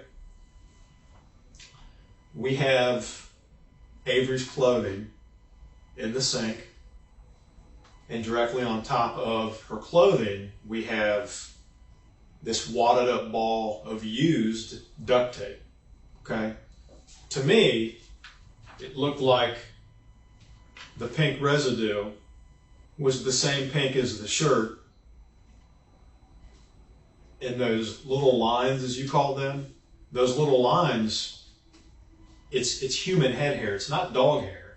It's human head hair is what it is. And that's what I'm asking you. So is I'm really confused on, why that would be in your upstairs bathroom. That's why I'm asking you. I don't know either. Okay. I mean, because I've never seen any clothes in my. Let me ask you this. So what do you think? And I know you don't know. You're saying you were at work and you were. I checked. I know that. Okay. Don't think I did. All right. Play detective for a second. What do you think you got going on here, man? I mean, that doesn't look good, does it? No. Okay, tell me why. I mean, why would the clothes be in the sink in the first place? Okay. Is what I'm wondering. Well, the clothing was wet. Why was it wet? Okay. And I mean the duct tape. I mean, what do you think? What are you thinking? I mean, you don't have to be Sherlock Holmes. I mean, it was either on her. Okay. Or something. I mean, that would be my first guess. Would you ever tape up Avery? Hell no. Okay. Definitely not. Like I said, that little girl was my world. I would have gave my life for her. It's just hard to turn away from things like the bruising. It's hard to turn away from things like the wet clothing and the duct tape on top of the wet clothing and what appears to be the little fibers transferred onto the adhesive side of the duct tape. The little head hair transferred onto the adhesive side of the duct tape. I mean, it's hard for me to even... That's shocking. Okay? That is shocking. And then you put all of this together with the fact that Avery suffered a significant, non-accidental to the back of her head. You're not home. Nobody else is there but Britney and Avery. The dog couldn't have done it, right? No, definitely not. Okay. That'd be something new for everybody. I mean, I'm just trying to understand. I mean, look, Charles, listen to me. If Britney and Avery, if they weren't getting along and if things were happening before this tragic evening, I need to know about it. I mean, it needs to be addressed. I know when I was there on weekends when she was there, they would get along. I don't know about when I would left for work or whatever. I couldn't, because I was only there for probably 5-10 minutes before I had to shoot off to work during the week. But on the weekends, it seemed like they were okay. Well, I mean, is this one of those situations where maybe you thought something was going on, but you really didn't want to know about it, and you kind of like turned away so you wouldn't be involved in it? I mean, between Britney and Avery. It's gonna take me a minute because I do have an LD problem. That's why sometimes I do ask, what's this or what's that. Okay. Just so you know, but well, you stop me at any time, okay? I'm very reasonable. I really am. Okay. I didn't come in here and I didn't pound my fist and I wasn't all crazy and accusatory. I want you to understand that I am trying to understand all of this evidence, all of this information as best I can. And that's what I want to know is, I still, with the way you guys are, not you guys, but with the way you showed me those pictures, yeah. Now in my head, it makes me think that she done something. Okay. But I don't know what. I mean, I wish I knew. Honestly, I really do. I mean, you understand the weird situation that I'm in because yeah, I mean, hear me out. These are things that I know we have. These are things that these really aren't. These are things that are physical in nature. I know I have these things. It's not really a matter of my opinion. You see what I'm saying? I mean, she's bruised all up. I mean, I know medically that the injury she sustained was not from an accident. It wasn't from an illness. She didn't fall ill. Brittany's trying to tell me that, everything was fine. And then, in the middle of the night, she wakes up, she's hot, and the child fell ill and went into a cardiac arrest. That's the same. And what I'm telling you is that's a lie. That's not true. I know that's not true. Okay, because that's the same thing I was getting told, and believe me, I was on it every day questioning her about what happened that night. So what has, I'm glad you brought that up. So, have you had the occasion to talk with Brittany since all this? I keep asking her the same stuff. Okay, so what's Brittany telling you? Same story over and over, that she heard a noise in Avery's room. Went in there to check on her, and Avery told her she was hot. Okay. And she went to take Avery into the bathroom. Seen that her face was red, so put her in the shower to cool her off. And then she just stopped. Whatever she meant by just stop, I don't know. But I just wish I was there, honestly. Do you believe her? I mean, I tell her I do, but at the same time, I don't. Okay. How come? Why not? Because I don't know what happened. I'm a person that, if I don't see it, I don't know what to believe.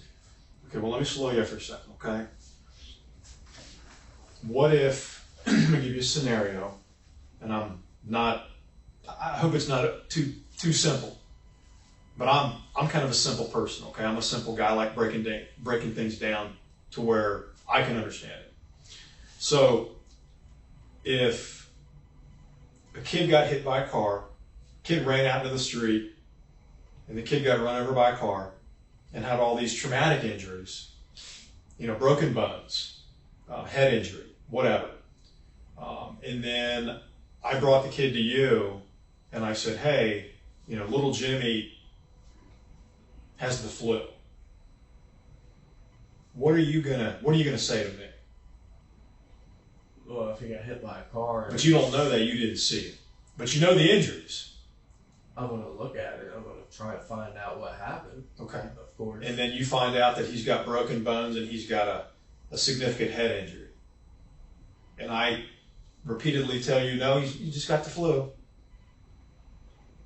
What do you think? You can answer. It's okay. That something happened to him. Yeah. Other than him being sick. Exactly. And see that, that's what I'm trying to get across to you. I want you to understand this, okay? And that's what I was trying to tell you is, That's what threw me off myself. Her just telling me that all of a sudden she was gone. Like there was nothing from her. I don't get it. I don't get the whole thing, honestly. Okay. Well, I think you get it. You just don't want to believe it. Okay, you said you've got some issue or whatever with learning. Well, maybe you do, maybe you don't. No, but I know, do. well, hang on. But I know you are a smart enough man to understand what I'm posing to you. We have your stepdaughter, all right, the victim of a horrendous traumatic trauma to her head, versus, well, everything was fine and she just got sick and she was hot and then her heart stopped. I mean, you've got two different things that aren't consistent with each other. That's what was throwing me off the whole time. I mean, that's why I said, I wish I was there to be able to know exactly what happened. Like I told you, it doesn't matter if it was that or if it was the other one. Either way it goes, you wouldn't know. Because if she would have, just to say for instance, if I was there and I seen her hurt that little girl like that to cause that injury, to do that, 911 would have been called on me. Okay. I wouldn't hurt her to hurt her, Was Britney ever violent with you? No. That's what shocks me about this whole thing. The only time we would ever argue is about what to eat. Okay. If we're going to go out somewhere. So your statement is that Britney and Avery had a good relationship? For as much as I know, yeah. Okay. And you never, minus the one time when you saw Britney spank her on her bare bottom, you're telling me that you've never seen Britney, hurt Avery, hit Avery, slap Avery, kick Avery? No, unless it was a show, you know what I'm saying? Maybe she was a different person when I wasn't there. Is that possible? It could be, from everything that I've been hearing lately. Well, do you believe me? Do you believe me when I show you these things? Yeah, okay. That's what I'm saying. I want you to understand me that, these are things that I know to be true because I was there. And before that night, I had never met you, correct? No, I don't know Britney. I've never met Britney, right? I was called there to investigate what happened to Avery. And these are the things that I find. And they're just not consistent with the initial information that I got. This is consistent with a little girl that had been physically abused. Like I said, to my knowledge, honestly, I don't know what Britney done when I was gone. I couldn't tell you. But I would never have a problem with letting somebody come in to look at her because, let me think of his name. His caseworker. Jermaine, I think it is. Jermaine, okay. Yeah. He's came out several times, and I wouldn't mind him coming out just to check up on Avery. Go for it, So your attitude was you had nothing to hide? No. Okay. And you don't remember ever seeing any suspicious bruising on your stepdaughter? No, sir. But you're telling me that you would never look at her naked? No. In the bathtub or while she was using the restroom? Definitely not. Or things like that? Nope. Because you were funny about all that? Yep. Okay. Here's what I'd like to do. I'd like for you and I to keep communicating with each other, okay? This is a very long process. About the other side of that family coming over. I'll talk to you about that in a minute. All I gotta do is just send you the email and you'd be able to see it. There was a lady. I was actually at my house in that home at that time. The one on beach? Yeah. Okay. When they came up and dug it. Okay. I had a neighbor come down and knock on the door and tell me about it. Okay, what happened? I'm in there playing a video game, you know, just trying to keep my mind off of things. Maybe 2 weeks ago, probably. Okay. There was a lady parked down the street. They watched him pull up right by Evers. A girl got out of the car and came up and flattened my tire on the driver's side. Okay. The neighbor up the street came down and knocked on my door and told me about it, and they were gone. I mean, they told me it was a little white 4-door car, and, you know, gave me a license plate number. And you reported it to the cops? I stopped the police officer, Okay. yes. I went walking to see if I didn't see the little car, you know, and I stopped the officer and had him come over. It was 2 of them in an SUV. They ran the license plate, and, you know. Was it over in District 3, I guess? As far as I know, yes. Beach? Yes. As far as I know. Okay. And I mean, from the video that I was kind of able to pull up when I went to the library, it looked like a little white Chevy. So how did you get a video? Did you get a video of the incident? Or? From the lady. There was another lady that was parked there, and, you know, I mean, she was just curious. So she cell phone videoed it? Yeah. And she was curious of what these people were doing. And she sent me the email of it. Okay. And I couldn't pull it up on my phone. No, I got you. Okay. I guess because the... well, maybe I'll reach out to District 3 and I'll try to figure that end of it out for you. I mean... What I want to do is, I want to be able to be in communication with you. I know that there was some issue with... I don't know, maybe you had your phone was busted or whatever. I put a couple calls into you. There was some miscommunication apparently on that. Sometimes it rings, sometimes it don't. Okay. This phone is junk. I'm not gonna lie. I mean, texting me would probably be a better way. Okay. Because it doesn't miss those. Well, I'm an old guy. I don't text. So, maybe email, because I check that every day. And this is, can I keep your car? Is it okay? Yeah. Or do you need it back? I mean, that's not my number or nothing, but that's the company's phone. So that's where you're at now. Yes. All right, cool. Do you have any questions of me before we kind of wrap things up? Like I said, the big thing for me is I want to be able to count on you. I want to be able to communicate with you during this process. I just want to find out what went on. Well, I mean, I told you what the evidence is. Yeah. Okay. And that's not a matter of my opinion. That's medical doctors. Yeah. That's a pathologist. You know, I understand. And that's very different.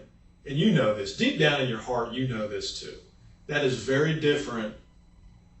That is very different from what Britney is telling me and telling you, apparently. And that's exactly what it seems like.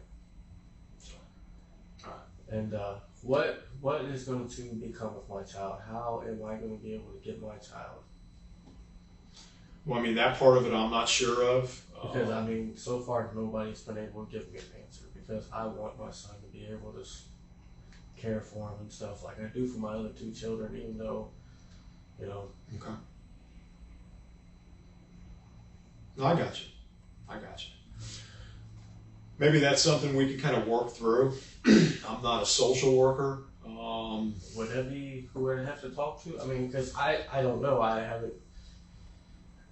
Honestly, you're probably the first person I've talked to. Okay, well, good. Any of this. Good. You know, I don't want us to be adversarial. I want us to be able to talk to each other. Okay, this is going to be a marathon. It's not a sprint.